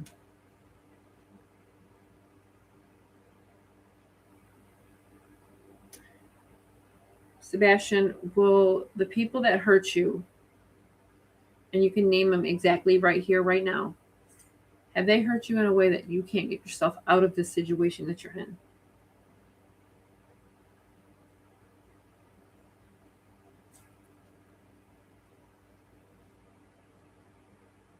I think he's just done for the night. Because usually I have that fast interaction, and I don't have it tonight. Now that we've gotten to a certain point.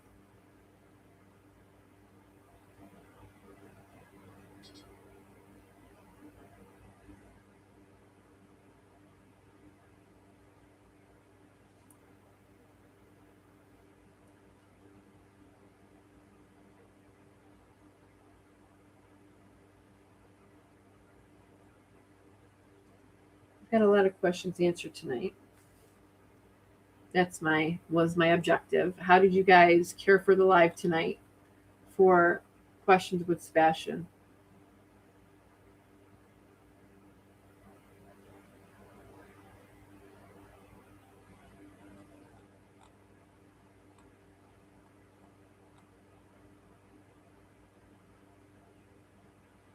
I do feel, like I said, I do feel Sebastian was drugged. The way I feel is it's such a sedative, like it's such a strange feel to my face. And it's like I almost want to keep touching my face for whatever reason, just around this area, right?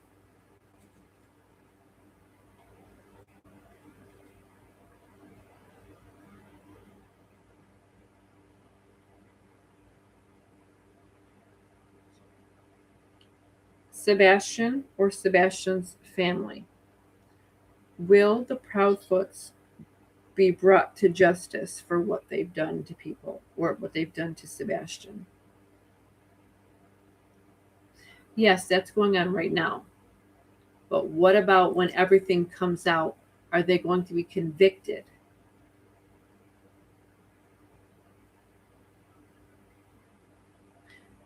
It's kind of like hearing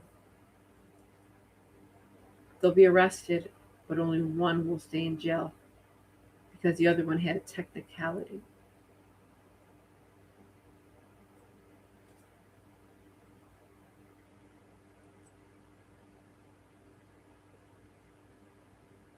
Well, we have several other lives this week for Sebastian.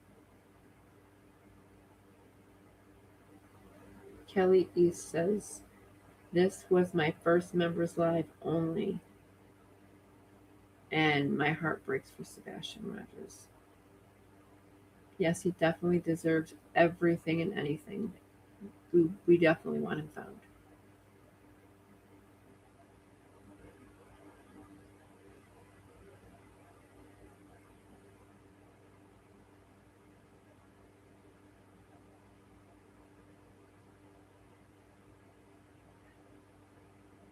Did Danny's poker party 3 days before have anything to do with the plan of getting rid of Sebastian? Plus, he was supposed to supposed to seen something on Danny's computer and got in trouble. Yeah, we discussed that. We did discuss this in one of our lives prior to, um, about the laptop business and him getting in trouble. We did speak about that.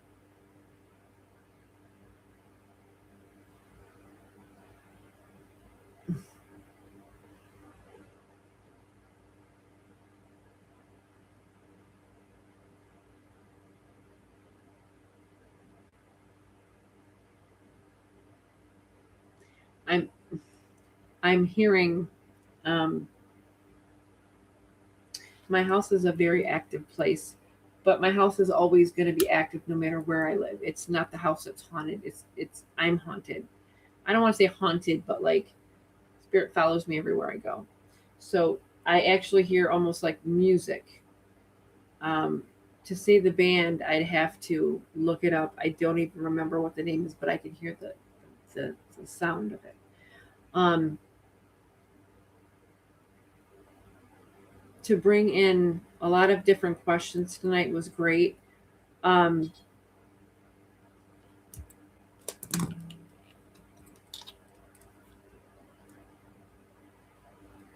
I will get into those questions after.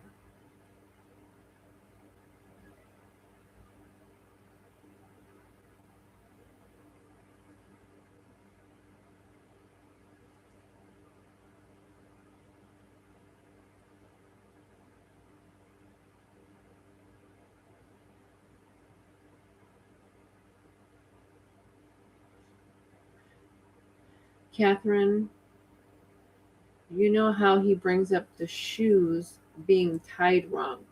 Do you think it's because KP tried them She is left-handed. Okay.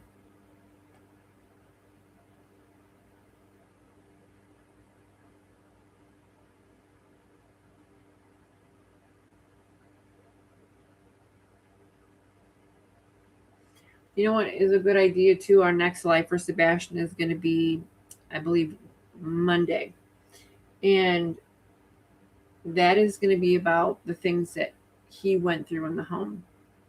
Um, the 5 CPS reports. We're going to try to see if Sebastian can give us more on that and to establish, because no one's seen these CPS reports, right? So for me to state that, if Sebastian states what's in those reports, that is a legal documentation. They cannot get rid of that documentation. They cannot shred it. It's all in the system.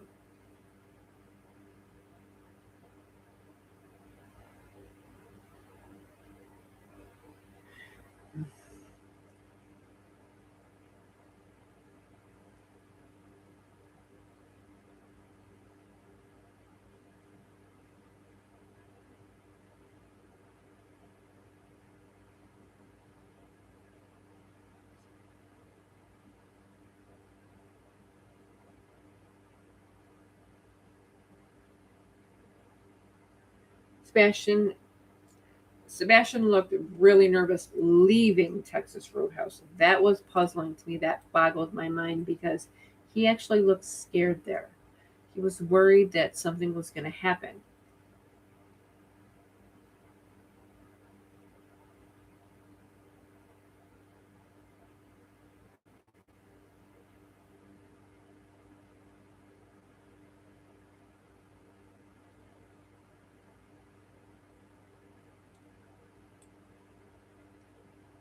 I don't remember if some of those guys at the Roadhouse were involved with Sebastian Rogers.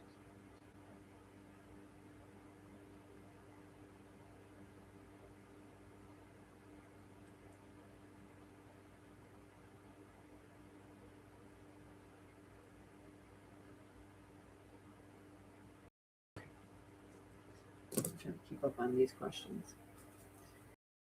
Next live will be for on Monday and then one on Wednesday.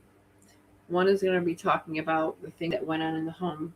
Sebastian has stated with us, but we're going to ask him again because if we can pull up the things that were on the CPS report, there's truth to those reports. They are documented. They cannot be deleted. They cannot be rewritten. They're in the system as such. There is a um, carbon footprint, I guess you could say, to a lot of different things and a lot of different levels and ways I'm trying to explain it. But um,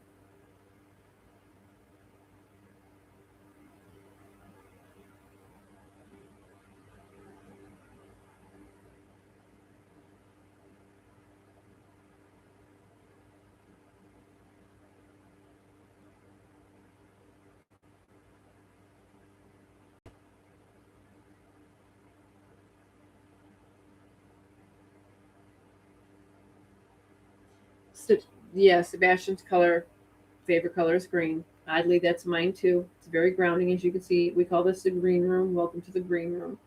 Live coming to you from the green room. That's how we say it sometimes. Um,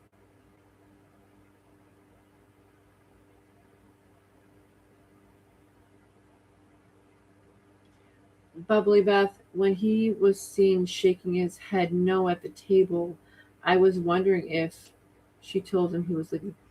I don't feel like that's what it was. I think it's more to the level of that having to do with Chris Proudfoot. Um, and I also think that night, that is the night that, they were supposed to do all the sneaking around, and Chris was really in town, and he supposedly really wasn't. But there's camera footage of these cameras, like seeing this person that looks almost identical in, the silhouette. Um,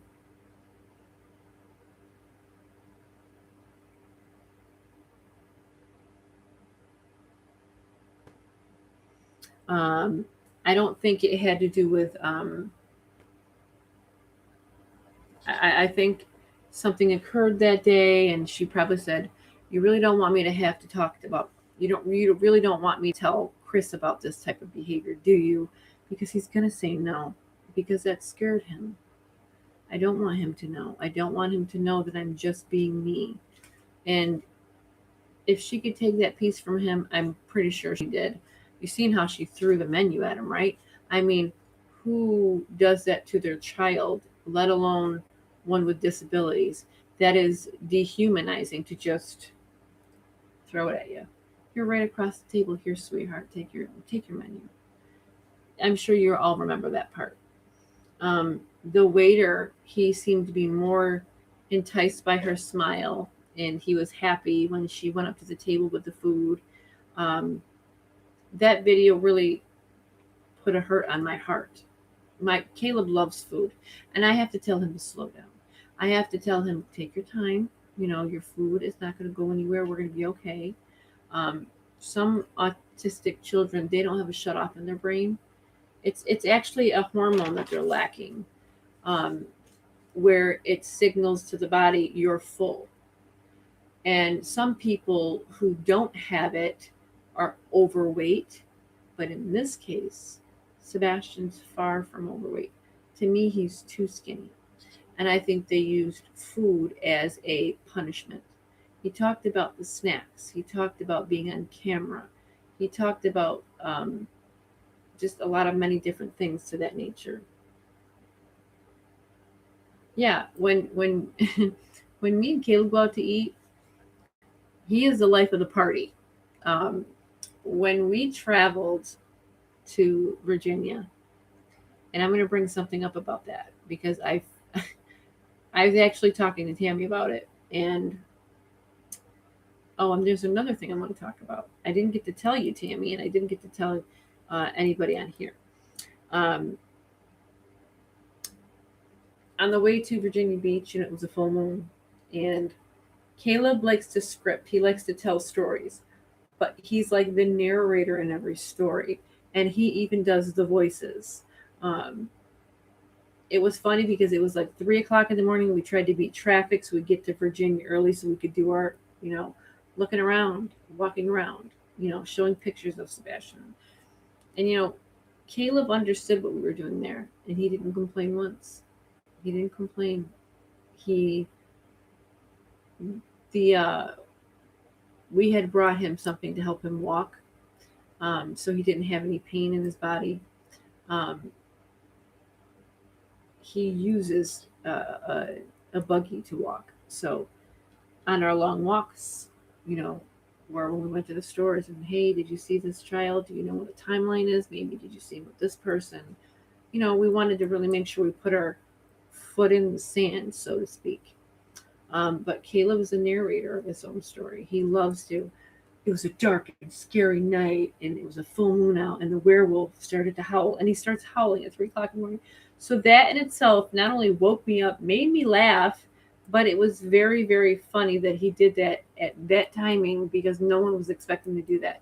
When we're at a dinner table, he usually has his phone because sometimes the noises of Texas Roadhouse that we actually go to, it's a lot for him to handle. The sounds of the music being so loud, the bar, people clinging of the glasses, and that gets to him.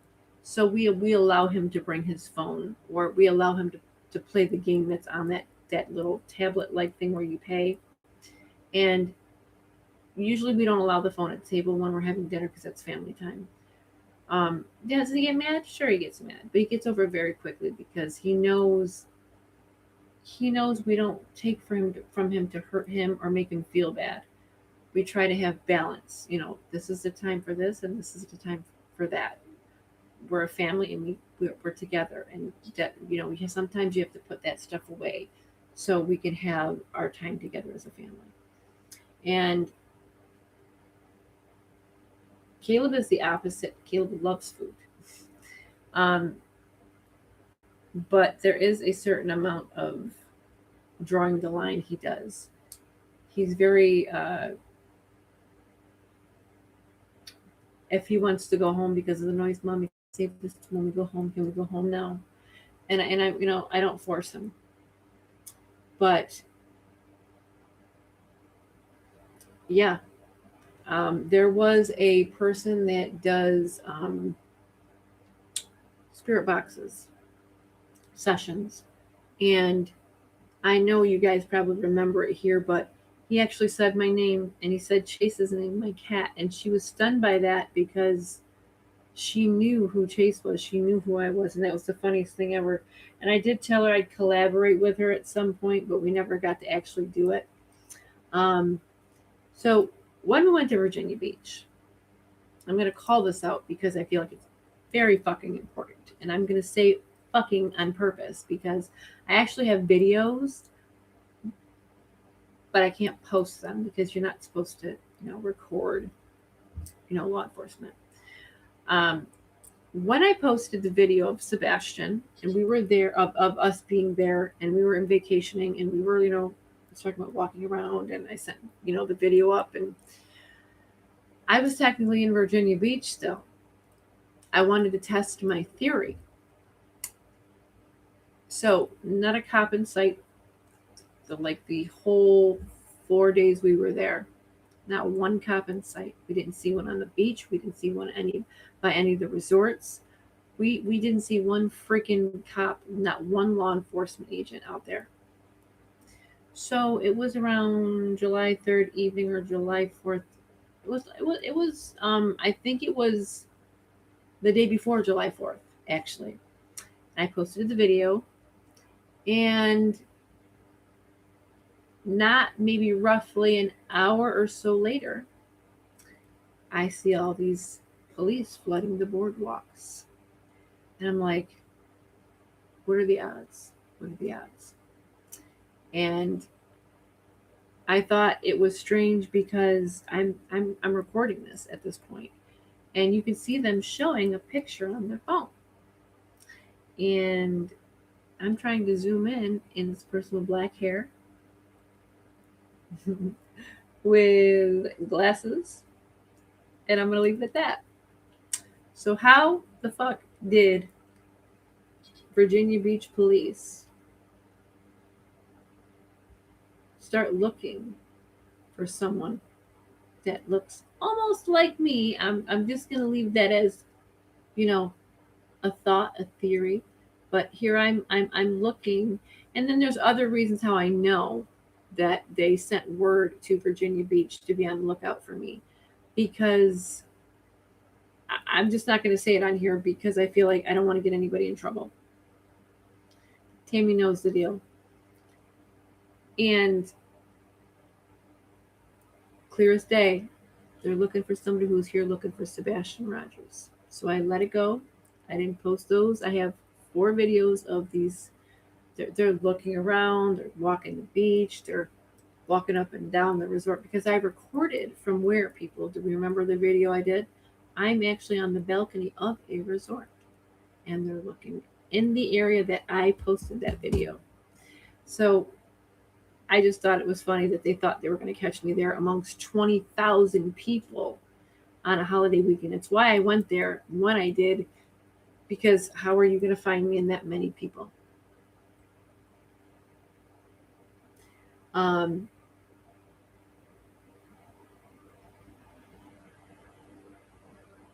oh, he did. Kylie says, when I did spirit box session for Sebastian today, he said my name. Sebastian to me is, you know, I see him as my own child. You guys know this. I tell you this all the time, and I think you guys do a little bit on your own, you know, equivalent of it. You guys been helping look for him. He's touched your heart. He's called a lot of you guys out on lives. Cool Molly can't change her name because I'll know it's Cool Molly because he's told me who she was. And it's funny because he will ask about your personal lives and things of that nature. Now here's the other kicker I wanted to get to. Now, my Facebook. Someone tried to hack my Facebook for the second time. And it always happens after a live after Sebastian. And I, will always put up my Facebook on here. If you want to send me a message, or, I talk to people through my Facebook Messenger about tips for Sebastian Wayne Drake Rogers. So they don't have access to what people are sending me, clearly. So much I got notice on my phone, and I'm like, I laughed so fucking hard because I knew that was them, because it was right after the live that we did for Sebastian the last time we're at, you know, that they thought they got me a little heated. I just thought it was funny because I liked the challenge. Yeah, he definitely has. And they thought that Sebastian wasn't going to be loved by a person, a group of people, but really it backfired in every which way, because Sebastian has really, really touched so many lives. And then there was just one more thing. That was the police thing. That was the Facebook thing. Um, so the Grandfather Mountain email that I received the other day. My email is up there. You guys do know you guys can email me, but will I answer back? I can't, because it's a secondary email that I don't allow myself to answer back. If it's something severely important, I'll tell you to reach out to me on my Facebook Messenger. Um, Katie begging this person to go to Grandfather Mountain. And I stated in that video, why would a mother who assumed that a child that looks identical to Sebastian could have been sighted there, and you're begging a stranger to go there and do your job as a parent? If that was my son, I would have sped all the way there. Sped. Took a plane, something that would make me get there faster. And I just thought, I know this person meant well, and she really wanted to help. And she's like, I talked with Seth, I searched with Seth. And yes, Kimberly Young. I'm being referenced. Kimberly Young. Um, and the hard part about that was she was talking to Chris and Katie. They actually got her to believe that they actually gave a shit. And she went to Grandfather Mountain, and she was pulled in, and she was interrogated, asking why she was there. Now, I think that's what they were trying to do to me. They just couldn't find me. And with all due respect, I don't have to tell them shit while I'm there. It's my God given right. For that in its specific self, how do you think that they found out that she went there? It was like a setup. No, you go there, go look, please. I'm begging you, go look. Why would you beg someone to go there when you could say, hey, let's get on a plane together, or let's go travel together, let's go see if he's there? Where did you see him? Let's go find him.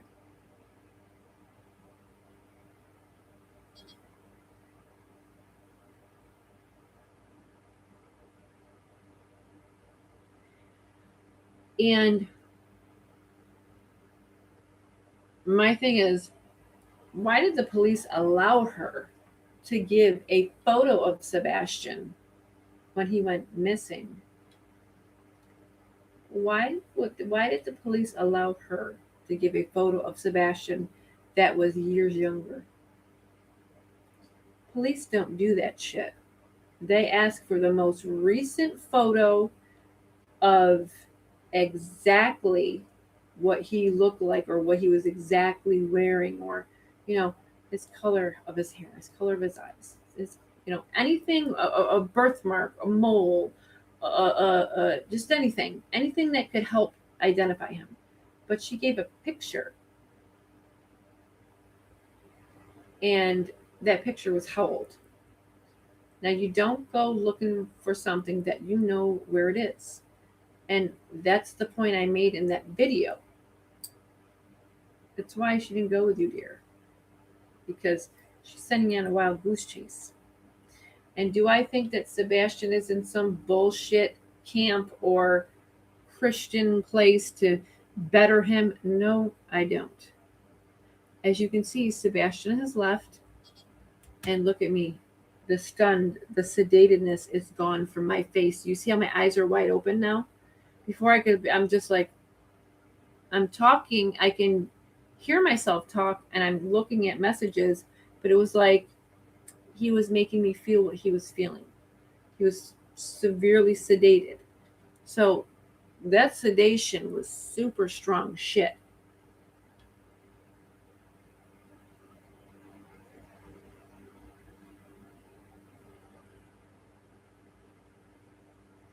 Well, you have to look at all these interviews they do, right?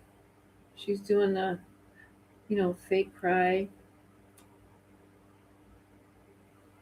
You as a mother could not hold your shit together if your child went missing, number one. But what's even worse is a disabled child, because autism is a disability in some kids. And that in itself is debilitating to think, oh my God, my baby is out there somewhere and I can't find him. And what if this, there's so many what ifs. But what did you see in every single interview? Lies, lies, lies, lies, lies, lies, lies, lies. To more lies, to more lies, to more lies. And then back at going on all these YouTube pages, every last one of them, harassing people, popping tires, doing weird shit, people calling in death threats for search parties. The weirdest shit I've ever seen. People don't do that. That is done when someone knows you're getting close. Why do you think that they pay so much attention to these lives right here? Think about that. How many times they come on here?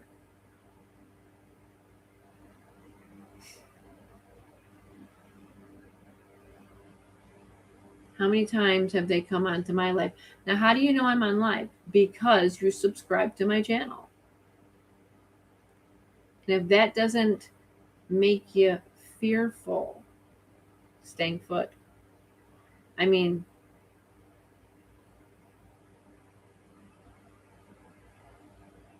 we all know that they've wasted so many hours and days and months and years going on to all these platforms, swearing and the belligerency, the way they talk, the way Chris Proudfoot speaks about women. I mean, the crap that I heard come out of his mouth that people have sent me, he has no respect for women. And if you've noticed, he's only ever dated women with children, because it's not the woman that he really wants to abuse. He wants to have control over her, yes, but he wants to abuse those children in degrading ways. And I feel, honest to God, that he is a pervert. I feel like he's one of those people that touch little kids, gets with women to touch their children. And I can have my opinion. This is an opinion of mine. Am I saying he is? No. But in my opinion, you just get that creepy, weird, sick, twisted vibe. And that's how I feel about him. We can all have our opinion how we feel about somebody. No one has to like me. I don't give a shit.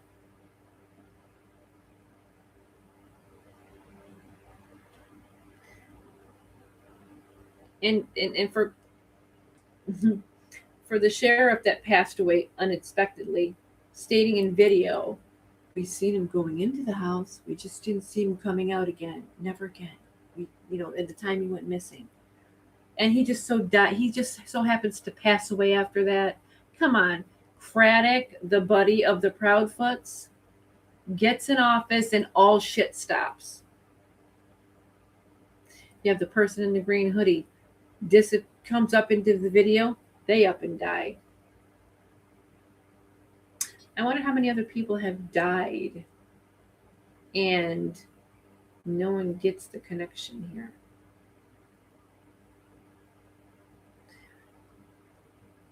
Right. I think he does use that agenda to control the mothers. But we as women, I'm going to say this because I firmly believe this. If I was a single mother and you dated me as a mom, and I have my child. And I'm going to say this, but don't take it the wrong way, because I know not everybody is strong-willed as other women. And they do have that power over you when you have a child with them. If they have that pull and power. Um, put your hands on my fucking child. That'll be the last goddamn thing you do. If you want to be with a woman and she has a child, why did you meet her, date her, marry her? If you're only going to abuse her child, if you were going to abuse her while she's in the hospital. Now, mind you, everybody knows he's a degrading, useless fraction of what you can't call a man. Because anybody that can abuse a toddler, disabled child, use food as power, speak about women in the most degrading ways, you set yourself up for your own defamation of yourself, because people see you as you really are. And you as a mother, Katie Proudfoot, how the fuck can you sit there and say he's respectful, he's caring, he's loving? No, he's protecting you and you're protecting him.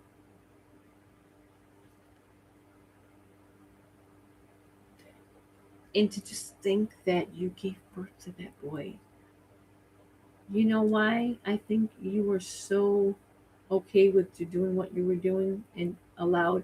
Because he looked like his dad. He has his father's smile. Some women can disassociate themselves from their children because they look like their father. And when they exit on bad terms, it's like the mental capacity to break down is, you look like your father, you make me sick. Think of it in that manner. And then you have a mother who's a level 3 sex offender, and she's done some really sick shit to children. I understand why you're, and I'm not going to sit there and say that this is okay that I'm going to say this. But Katie Proudfoot, I think whatever happened to you as a child broke you mentally, and it really fucked you up, and you lost yourself somewhere as a child because maybe of the abuse that you endured, and it made you snap inside. And I think that's why you don't have an emotional connection to Sebastian at this point. I think for you to sit there and let him be on the phone with her, let him be around her, you knew what she was. You knew what she was capable of. But it also, him being sexually abused as a child, people that happens to become protective over their children. But at the same time, if you don't care and you disassociate yourself with your own emotional balance and your own emotional ability to love, that means that you have a psychosis yourself. I'm sure that, Katie Proudfoot, that you're on some sort of mental instability medication. You've had a problem with alcoholism, maybe even drugs at some point. As a mom, I'm not here to hate you. I just want to know how and why you could put your child through most likely the things that you went through as a child. And that's my frustration with her. How could you allow someone to, or even yourself, to take it upon yourself to get to this point and marry a man who completely hates women, hates children, abusive, when really he's just a fraction of a man, a little man who really has no power. He has his mommy and daddy to use. I can imagine what he did as a child, how much shit he got into, how much trouble he got into. And mommy and daddy went behind and fixed it for him. I wonder how much. Now, I know there's a connection to the Proudfoot family to California. And I know that they are related to some people out in California. Actually, I was going to bring this up. I did some digging into the Proudfoot family. Not me specifically, but I had someone do it. And they're related to some people, you know, that can get them out of things. And I think that's where Eric Craddock comes in. Let's pay off the local shithead police officer, the one that gets the sheriff's office and gets to say rape is just another word for snuggle struggle. So you have some good old boy Southern cops that are okay with rape, and no wonder Chris Proudfoot is still walking free as a free man.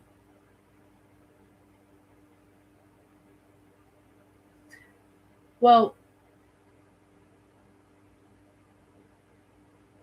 how to have fake tears? Well, you have to understand something. When you're a sociopath, you're severely manipulative, you're a narcissist, you can trick and con anybody in because you're only manipulating, you're mirroring someone psychologically. So, how many of you can say, when I get upset on here and it really fucks me up and sometimes I just cry and I can't help it, right? How many times have you guys probably saw that and thought, oh my God, and you've probably gotten upset and maybe cried a little bit. Think of it in a way to where you have someone, a sick individual, who can play to those key roles. You see somebody crying, or I'm going to cry, and they'll feel sorry for me, right? In her mental stability, a sociopath can manipulate your behavior, can manipulate fear, can manipulate mirror fear, mirror tears. There's no real tears there. Did you see her crying the first interview? No. I almost thought that she smirked when she looked at Chris. And then you got Chris turning his head or moving his eyes towards her every time she speaks, every time she goes to say a sentence. They're making sure the cueing of the language is right by looking at each other. So to me, she's a sociopath. Sociopaths really don't feel. They just they don't have it. And have you ever heard her speak in a tone to where it's a loving effect or a how many times has she spoke about Sebastian way in the beginning? Didn't say a word of her. I mean, you picked on him about the way he walked, his negated walk, his walk. You picked on him about the way he eats. You've picked on him about him being goofy. The best thing that someone can do when they talk about their child missing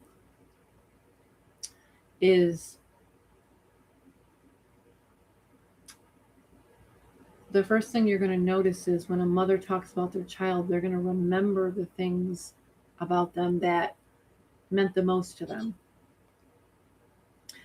I loved it when he would come up to hug me or kiss me and tell me I missed you, mommy. Or there's a saying that the best jewels around your neck are the arms of your children.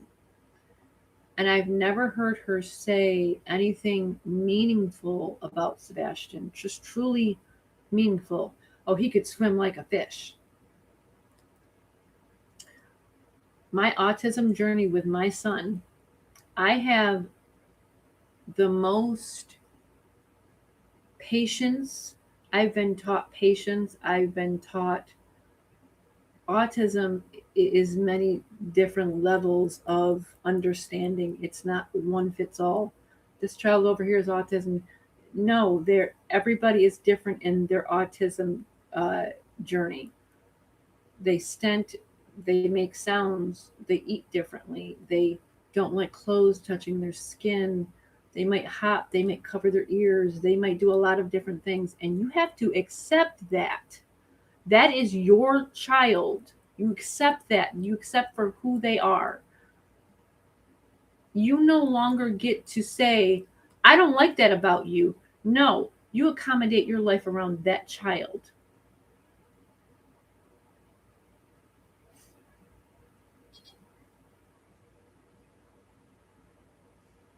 And I just frankly think that I know I have a family, a big family. I have 5 children.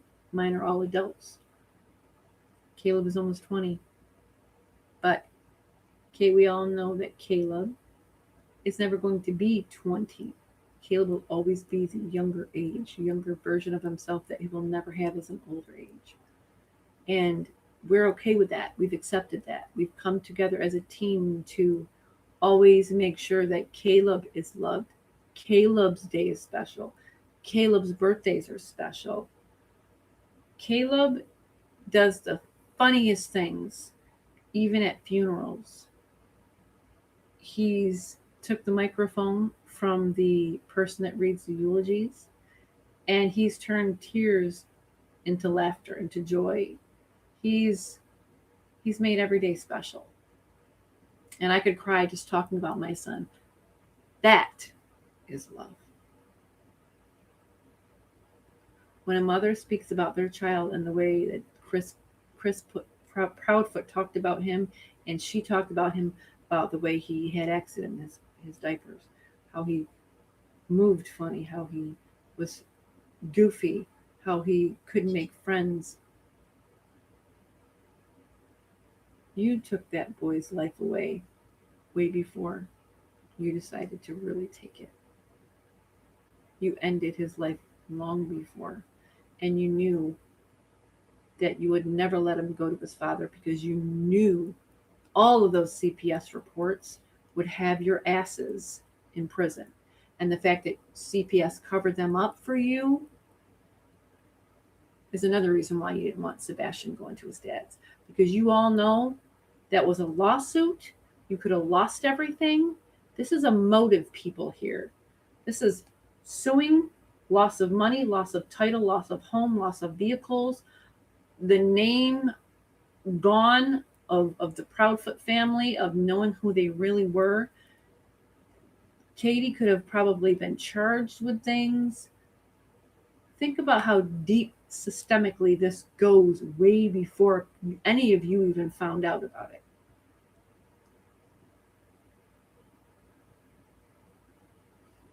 And that's completely understandable. Completely understandable. Because if my son's in a home with that monster, I would have, and this is not me talking bad about Seth, I would have stepped up to the plate far long ago. I don't want you in the house with that man. He is dangerous.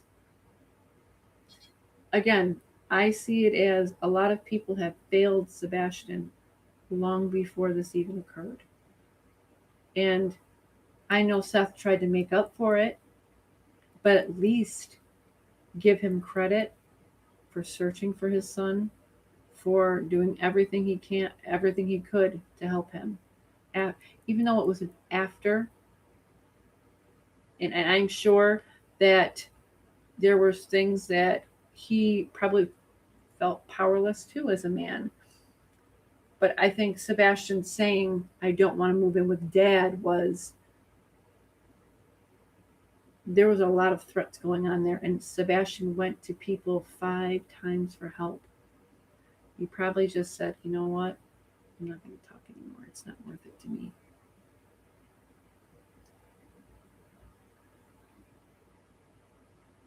I just think that there was a lot of things that could have been done early on for that boy. And we see this all the time in cases, right? There should haves, or could haves, or would haves. And the fact that he was around so much filth, the grandmother being a level 3 offender, I mean, unfucking real. The mother, poor Sebastian being abused himself in that manner, abused by a man who wasn't his father severely. How many of you remember him saying he was choked? He was choked. And then seeing pictures later on, months and months and months later on, with bruises around his neck. Can you imagine what is in the CPS records? Think about that. What is in those records? To me, I don't feel Chris Proudfoot. I feel like he's very He's one of those people that would see Sebastian as such a weakling that he would abuse him on every level he could possibly probably abuse him on.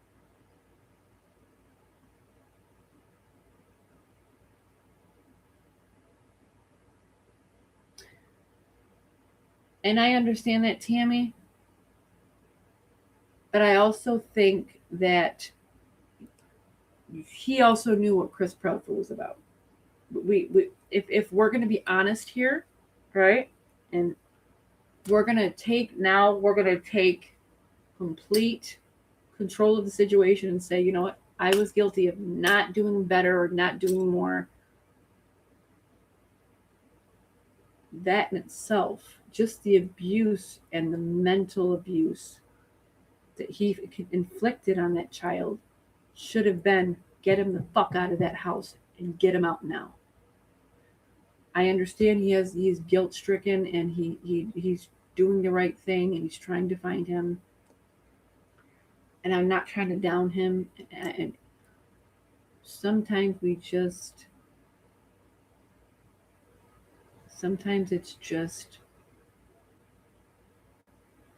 sometimes we take longer than we should on doing something. And as awful as it sounds, and I'm not picking on Seth, sometimes that that one thing, can really do a number. And here we are today. Not blaming Seth, not even in the least bit. But I just think that Sebastian should have been taken seriously the first time he told somebody, he's hurting me, he's hurting me.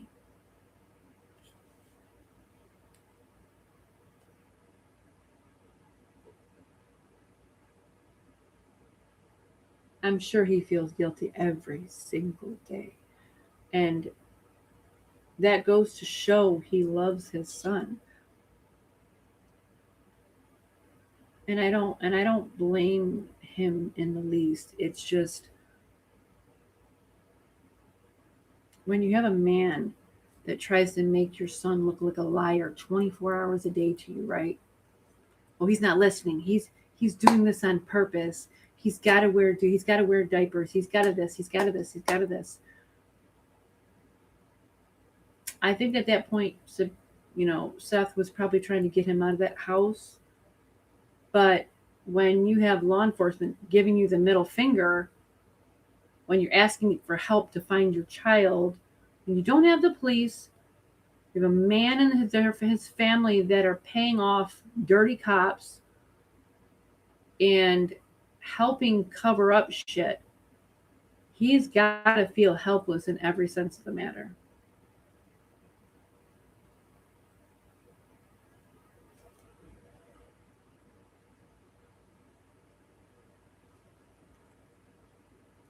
I'm not going to say this about all step parents because I feel like that would be wrong to say.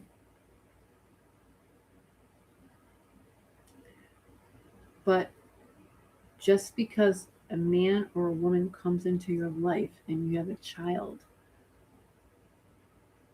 we're starting to see more and more devious, evil behavior in this world. And there are so many cases of step parents or even parents themselves doing the most horrendous thing to children. And I think Sebastian just couldn't take it anymore. And reaching out that many times, and I'm sure the school had a lot to do with making those phone calls to CPS.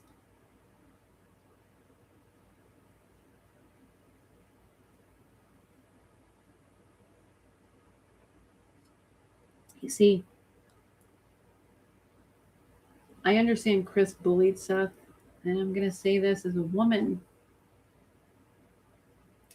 As a woman,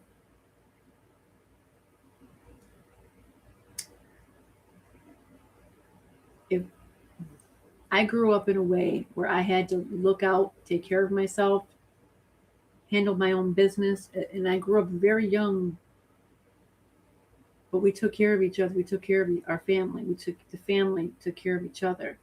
Even if we didn't have something, we had each other. And I grew up in a way you don't put up with shit from no man, no woman. You be kind, you be respectful, but you don't take shit. And me personally, I can't speak for everybody. Can't speak for everybody because everybody has their own. There are really sick people out there that abuse and scare people. And to me, that's what we're looking at right here. But for me, you put your fucking hand on my child and you're not his father, you won't have to worry about my kid's father. You just better go run and hide. Especially a child who has disabilities. How do you think hitting teaches patience, learning?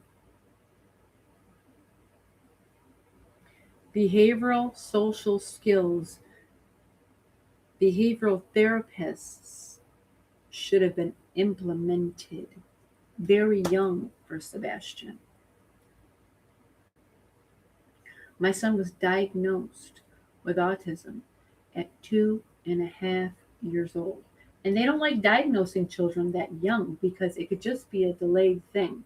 But I knew in my heart, 5 children, my last child, there was something wrong with my child, and I knew it and I could see it every day.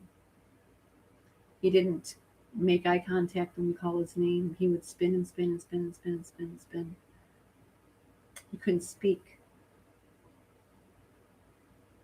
And there were a lot of things that I knew would never be fixed. But I also knew as a mom that little boy is my everything. And it's our family's everything. He's our family's everything. We do what we need to do to protect our son, your sibling, your grandchild. We have so many people that will watch out for my son. I would never put my son in a way, in a dangerous position. And I just don't know how people can do that to their own child. I will never understand. I will never understand. I will listen, and I will listen to someone's side of the story, but I will never understand because I've given my life to my son. My son will always be my priority over money, over anything. He will always come first before any man, any job, anything. That's that's what I've dedicated my life to because he's my son. I gave birth to him. No stepfather who can come to me and you, Chris Proudfoot, you stepped into his life. You're the version of what you call a bullshit stepfather. You're one of those that step on the steps and hop over 3 just to get into the house, just so you could have some sort of power, because your little man complex and your mommy and daddy's money got you where you were. Not hard work, not kindness, not love. And I can't wait till the universe blesses you with your gift of fucking your shit up. Because one day you're going to have it. One day the universe is going to come to you, and God only knows which way. Whether it's a terminal illness, a car accident, who knows? Who knows? I don't know, but I can't wait till it comes to you. And I've never wished shitty things on people. But you have done nothing but destroy and maim little children, women, degrade, hurt, abuse, bully. I wish I came across you, because I would beat your ass, woman and all. I don't care.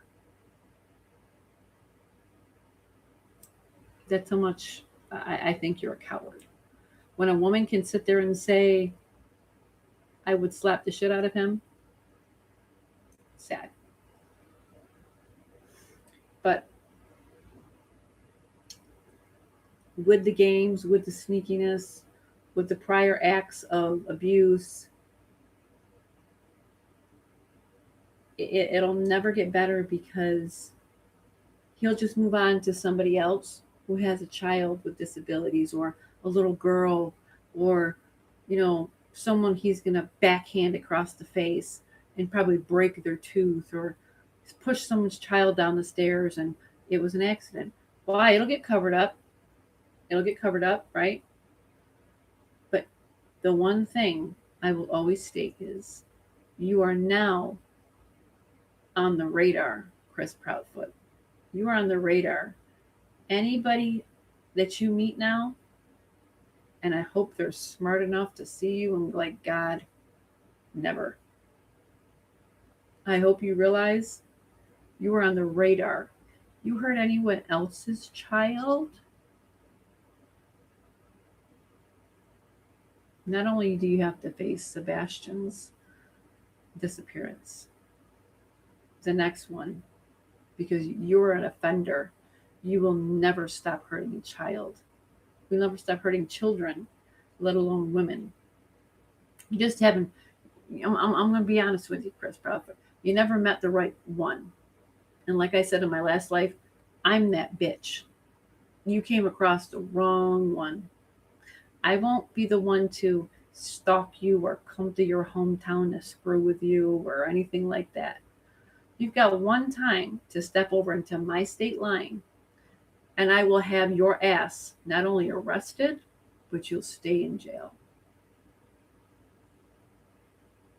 If you ever think you'll get past my circle of protection, because I could see you trying to do that to somebody on here, on these lives, because you think you're untouchable, but your time is coming.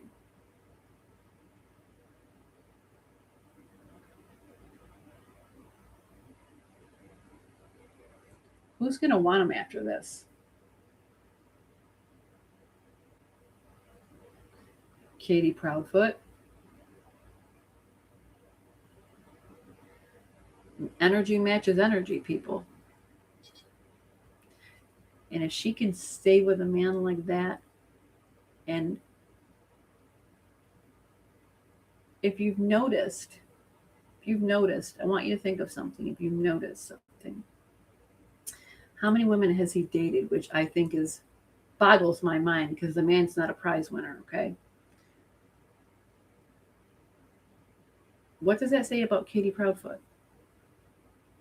Every woman that he's abused and they've brought their story out and how horrible he was and how he's hurt their children. Not Katie. Because Katie is his soulmate, his energy matching. She's just like him.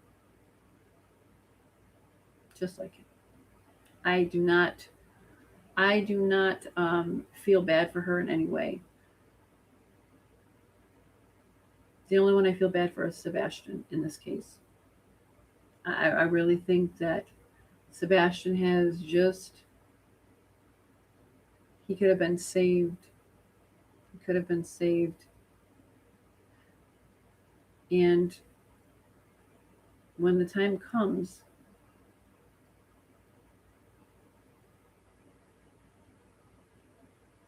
when the time comes, and they got to face everything that they've done to that child, I'm going to be front row.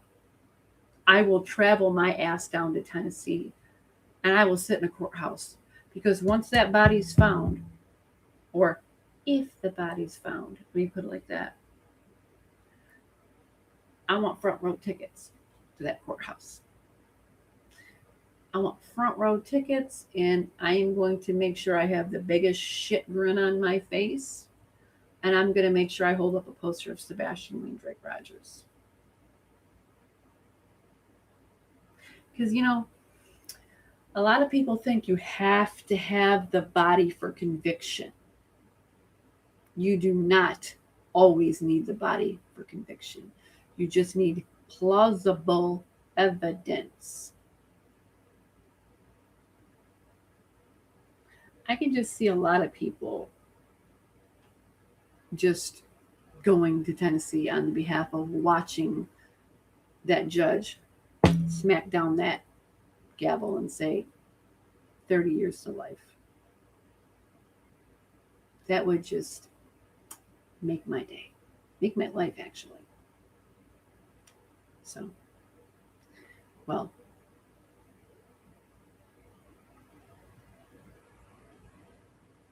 oh, big time, Natasha, big time. I told you, the universe doesn't fuck around when you hurt an innocent. That day will come for you. And that's why they go on all these lives. They go on all these people's YouTube pages because they know people know what they've done. But when you come onto a page like mine, which is not like your typical podcast or YouTube channel, we're actually talking to spirit. There are things about him that no one could know. You know what I mean? No one could. How many things have we found out in cases that we do here on this channel? And he knows that. Chris Prophet knows that. That's why he comes on here belligerent and angry and mad, and um, he knows that. But the thing is, they're worried if he gets found. Why do you think they want to know the evidence and where he could be and what people are picking up on? And think about that. Because he's going to have to go face Bubba in prison, and she will have to be braiding somebody's hair for a brownie. Sorry, I said what I said. It will come. Craddock is not going to have your back all the time. Mommy and daddy can't save you all the time because they're just a group of people. The higher force already has your shit signed, sealed, and delivered, and it's going to be on the way.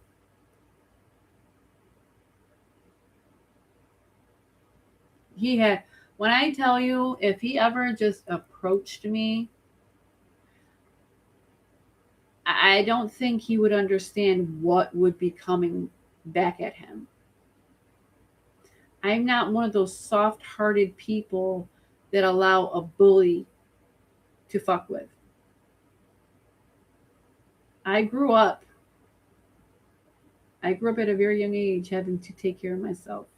My mama raised, I don't even want to say slang, but my mama raised one tough bitch. And here we go with the very blurry screen. I feel like I'm being touched right here, like someone's doing this to my hair. It's probably my mom. She knows. She knows when I talk about Sebastian, I get really.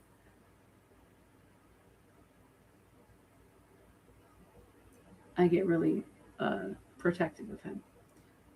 But and I want you to understand the power that you guys have of prayer. Okay, whatever God you pray to, whatever deity you pray to, and I don't judge people for what religion or what non-religion they have. I believe there's a God. I I'm pagan. That is a Orisha. That's Oshun. That is a Haitian goddess. I have goddesses all around my room protecting. I have this on. I don't have one specific religion I follow. I grew up in a way where I respected cultures of every single race, every single different ability to understand their culture and what they practice. And I've become close to every single thing that I've ever encountered. The power of prayer through many platforms, Chris Proudfoot has no power over that. and what you could do with prayer. Whether it's a spell, trust me, I'm already got that in the works for their asses. I don't care, I said it. You hurt a child, that can come your way. I don't care who gets pissed off that I said that. The power of prayer, whether it's through Haitian goddesses, the Heavenly Father, Mother Mary, God would tell you the same thing. You do not hurt the innocent. I want everybody tonight to go deep into prayer after this live, whether it's whatever you choose to pray with or for. Put Sebastian Rogers in your prayers tonight. Really dedicate your prayer to Sebastian Wayne Drake Rogers. Through prayer, help him get justice. Now, justice might not mean you will find his body. It does not mean it. But it could mean the evidence is just enough to prove that they did something with his corpse, with his body. Excuse my language by saying that. They can go to prison for that. There's a lot of things that prayer can do. And tonight, I really want you to step off here tonight and really pray with your heart and feel for Sebastian.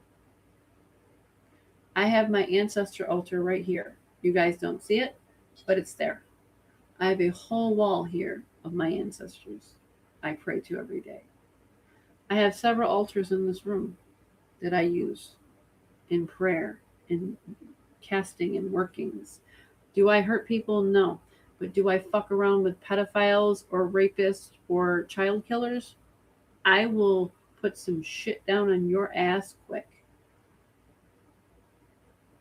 And the fact that they have no care, none of them down there, the sheriff, none of them. I'm going to start doing some shit, holding deep prayer sessions, private Facebook chats to where we can all messenger chat each other, see each other's faces. And there are things that I can do and we can pull in and work with for Sebastian. I do that singularly, but there is power in prayer. There's power in prayer.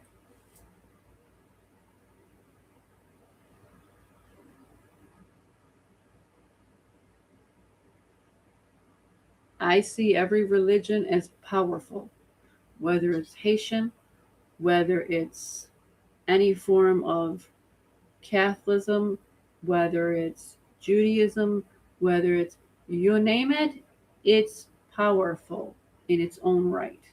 Use it. That is magical in itself. Prayer is powerful. What we speak matters. Words are spell. That's why they call it spelling.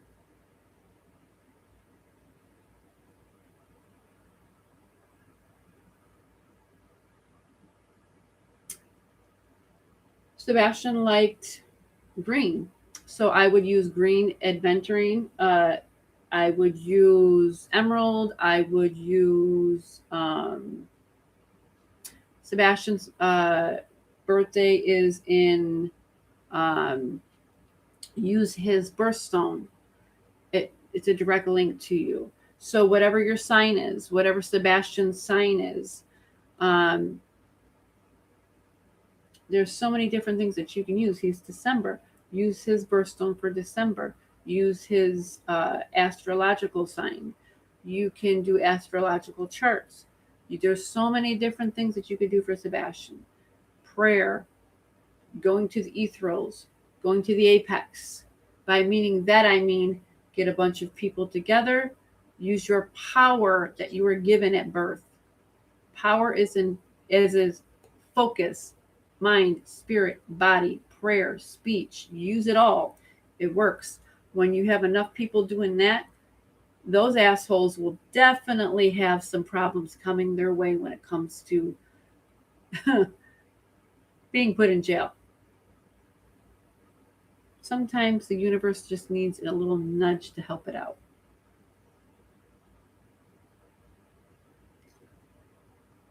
Sebastian's law to pass? I hope so, and I have a good feeling that it will.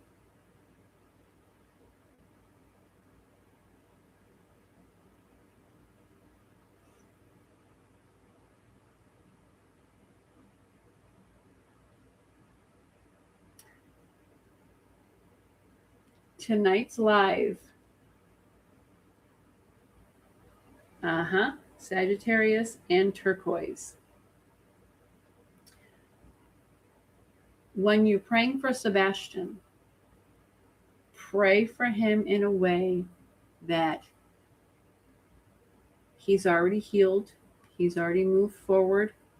Nobody or nothing can hurt him, hold him back, and ask the universe for swift justice, swift love that his soul is guided to the other side.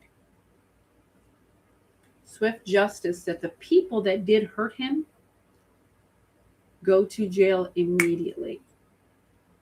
And I want you to understand, snapping your fingers is a very powerful practice. Clapping your hands is a very powerful practice when you're praying.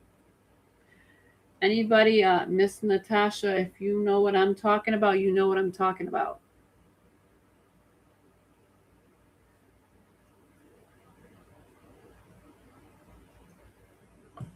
I've worked with many deities. I've worked with Papa Legba. I've worked with Oshun. I've worked with Artemis. I've worked with Hecate. I've worked with the Heavenly Father, Mother Mary. I have good intentions for every single religion. I will go to a mosque and put on a head wrap because it's respectful. I will respect any religion that I go forward in. If my friend says, hey, I'm going to this church, but we have to dress a certain way. If I'm going to go prayer, we have to. When you go to do the bomba, you got to do what? You got to dress in the culture. Anybody knows the bomba? The dance, the music. Just like the Heavenly Father has the church with the priest that swings and you see the smoke coming out. What do you think is in that smoke? Myrrh, frankincense, olive oil, sage. All those herbs are sold everywhere you go. Hoodoo, voodoo, all of those. I use all those practices, but you will never see me hurt anyone with them. Have I used it to my advantage in a way that stopped somebody from hurting somebody? Yes. But in this sense, it's not, it's just too late in that manner. But we can use prayer. We can guide, light candles. We can, when I say pray, I don't mean, and then Father and Son, Holy Spirit, Dear Heavenly Father, I pray. No, you have to be so emotionally connected to this case. The prayer needs to be felt and sent out. The power of prayer is magnetic. It is so immensely powerful that I want you guys to do something for me. Native Americans, when they go to a powwow, I practice Native American as well. I am diverse. Every religion is beautiful, whether it's from the deepest jungles, whether it's from the nice side of town over here, whether it's any religions are beautiful. And if we just got to know each other's religion, a little bit more, there would be no judging it. Yes, thank you. Pray, feel, and believe. In your internal belief is everything. What's the point in wearing anything if you don't have faith that it works? Just to have jewelry on? Do you wear a wedding ring and you believe? Why do you wear that wedding ring? Because it's the power and belief that you're connected to your loved one, your soulmate, and you wear it with honor. And you take it upon yourself to wear that with pride, with love. When a sheriff uses a badge of a star, it's a symbol of power. It's a symbol of power that you can use to manifest. Manifest prayer helps Sebastian Wainwright Rogers. And let the Proudfoots think that that's a joke. I dare them to come on here and say that that would be a joke. Because to go against religion, the only reason why I haven't done what I was taught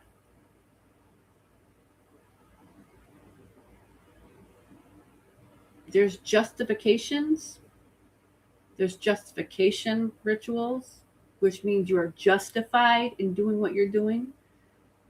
And then there are things that you just shouldn't do at all. But I was taught in a different way.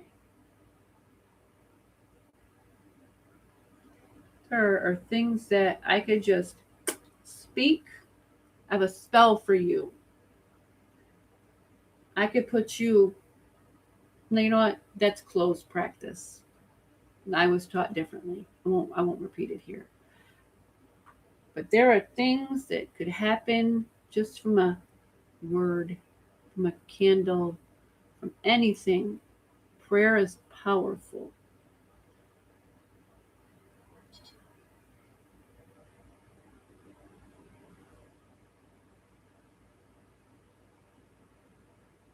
And you know what's even more funny? I find this so funny. Chris is so dumb because this isn't Katie's first rodeo, or vice versa. So they're going to end up turning on each other one day, and it's going to be in the news. One of them is going to get the deal. And when that happens, it's going to be the least one expected. We all know Chris is a snake, so we know he would take the deal immediately, right? No one's banking on Katie. Katie is the little smoky one, and I just can't believe that, bullshit. She is clear as day. A snake is like him, just like him. And if, here, we know you did this, she'd be the first one to sign that documentation.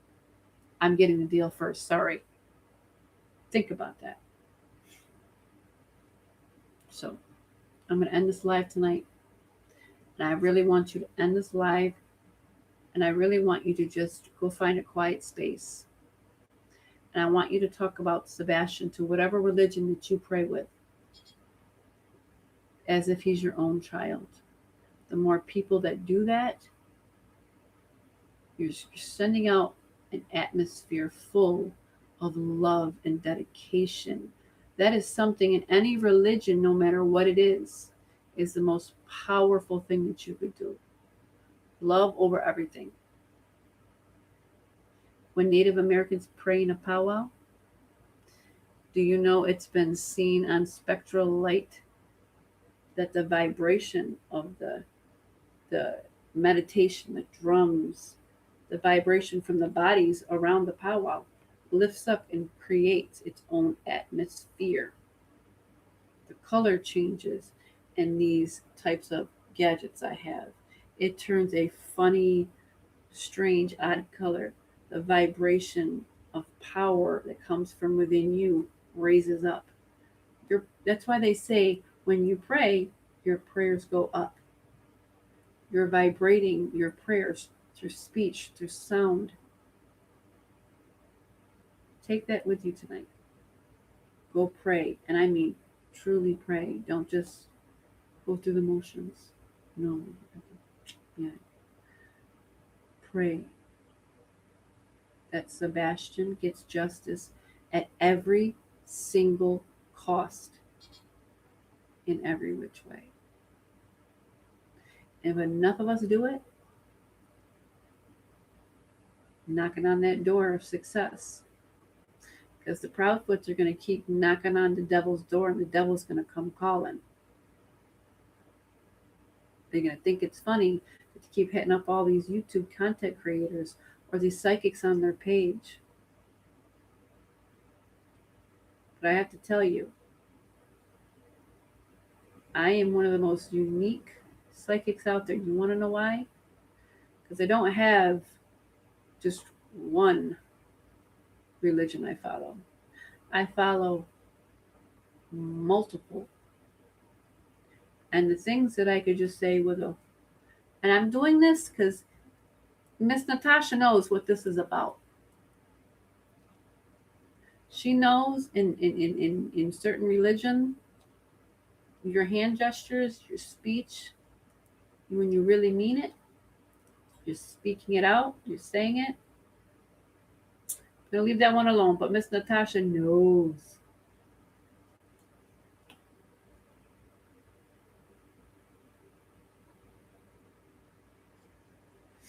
But use your power, use your words, use your heart. Because when you just use the mouth and none of the rest follows, that's why most people don't understand prayer will never be heard. Because when you don't have that connection to something as beautiful as religion, doesn't matter what religion. I didn't seek Miss Oshun out. She sought me out. I don't use her as I honor her specifically. That is my religion with her. I honor her in every way. I give offerings just like you would Jesus Christ. You light candles, I light candles for her. I bring my ancestors tobacco, alcohol, perfume, money, anything that they loved in life. In hoodoo practices, there are root work and conjure work. Root work is working with the roots of trees or herbs and working with the spirits to help heal. When you conjure, you're using that spirit to do your bidding, to work with that spirit to help you gain. And in return, you give honorings. Just like Jesus Christ, you pray to Jesus Christ. You pray to Mother Mary. You pray to the angels. You pray to the saints. You light the candles. You cook certain things on certain days. It's the same idea, just different practice to an extent. So, a lot of people come to this page, and I'm going to tell you tonight when you leave here, don't just go through the motions of the camera. Pray. Use the almighty Orishas, anybody you want to use to pray to. Feel it, speak it, think it, hear it, feel it, send it. That goes a long way, and that could be some scary shit. Prayer is magical. And that can go, there's a reason why spells work. Spells are the spells you speak. Spells are what you create, what you send up, what you manifest. Go for it. Tonight, I want everybody to watch their six, and I might have went off into my religion kick, but I had to make people understand. To live life without any type of religion or any type of belief system and just winging it won't get you far. Working hard, paying your bills, that's all fine and dandy. But the universe can take it from you as quickly as you received it. The universe is the tool that you use, whether it's the universal creator to you, whether it's God, whether it's any of these deities, whether it's any Orisha, or it doesn't matter. Pray, honor, give thanks, and the power is in your speech. It's in your heart. It's in your mind, body, and spirit. That's the reason why 3 is the number, is the Holy Trinity, is the mind, body, and spirit. Or I could go on and on and on and on about this stuff, but I'm sure you get the gist of it. When you start believing what you feel and think, watch the shit that happens. Let's go pray for Sebastian tonight. Really pray for Sebastian tonight. And any way that you pray, you make sure you place in that Sebastian Rogers receives full justice. All and any of people involved are brought to justice. But to feel it, think about this as your own child. Yes, it needs to be one. When you balance the mind, the heart, the soul, all of it, mind, body, and spirit, you live a very unique lifestyle, because you can feel spiritually and physically so balanced that the things that of negative that people send you, you're untouchable that way. It's like bounces off you. You are the power. Make it happen. We have the power to bring Sebastian home. We do. And if enough of you believe that and you really, truly do that, think of Sebastian as your child. Pray. Pray. Prayer is the power. Not the dollar bill in the pocket, not the quick fix on the corner. The power within you and the power that you send out and receive and get back. That's the true ability to gain. Everybody, I had a fabulous live with you tonight. I'm coming back on here Monday, and we are going to talk about the Proudfoot's House of Horrors. And we're going to talk about how they put Sebastian through. Whether he comes through or whether his guides come through, whether his family comes through to let us know every single detail. I never really truly get into the full scope of it, because we're always asking questions, that's what we're here for. But this live is strictly for what exactly truly went on in that home. So Wednesday is another one, but that's going to be something different. So make sure that you guys are on here at 9 o'clock Monday, Wednesday, 9 o'clock. Okay? Everybody watch your 6. Thank you for being here, and thank you for supporting Sebastian Waindrake Rogers. He truly needs your prayers. He truly needs all of you. So let's make that change. Let's get him home, even if it's just through prayer. Okay? Everybody have a good night and watch your 6.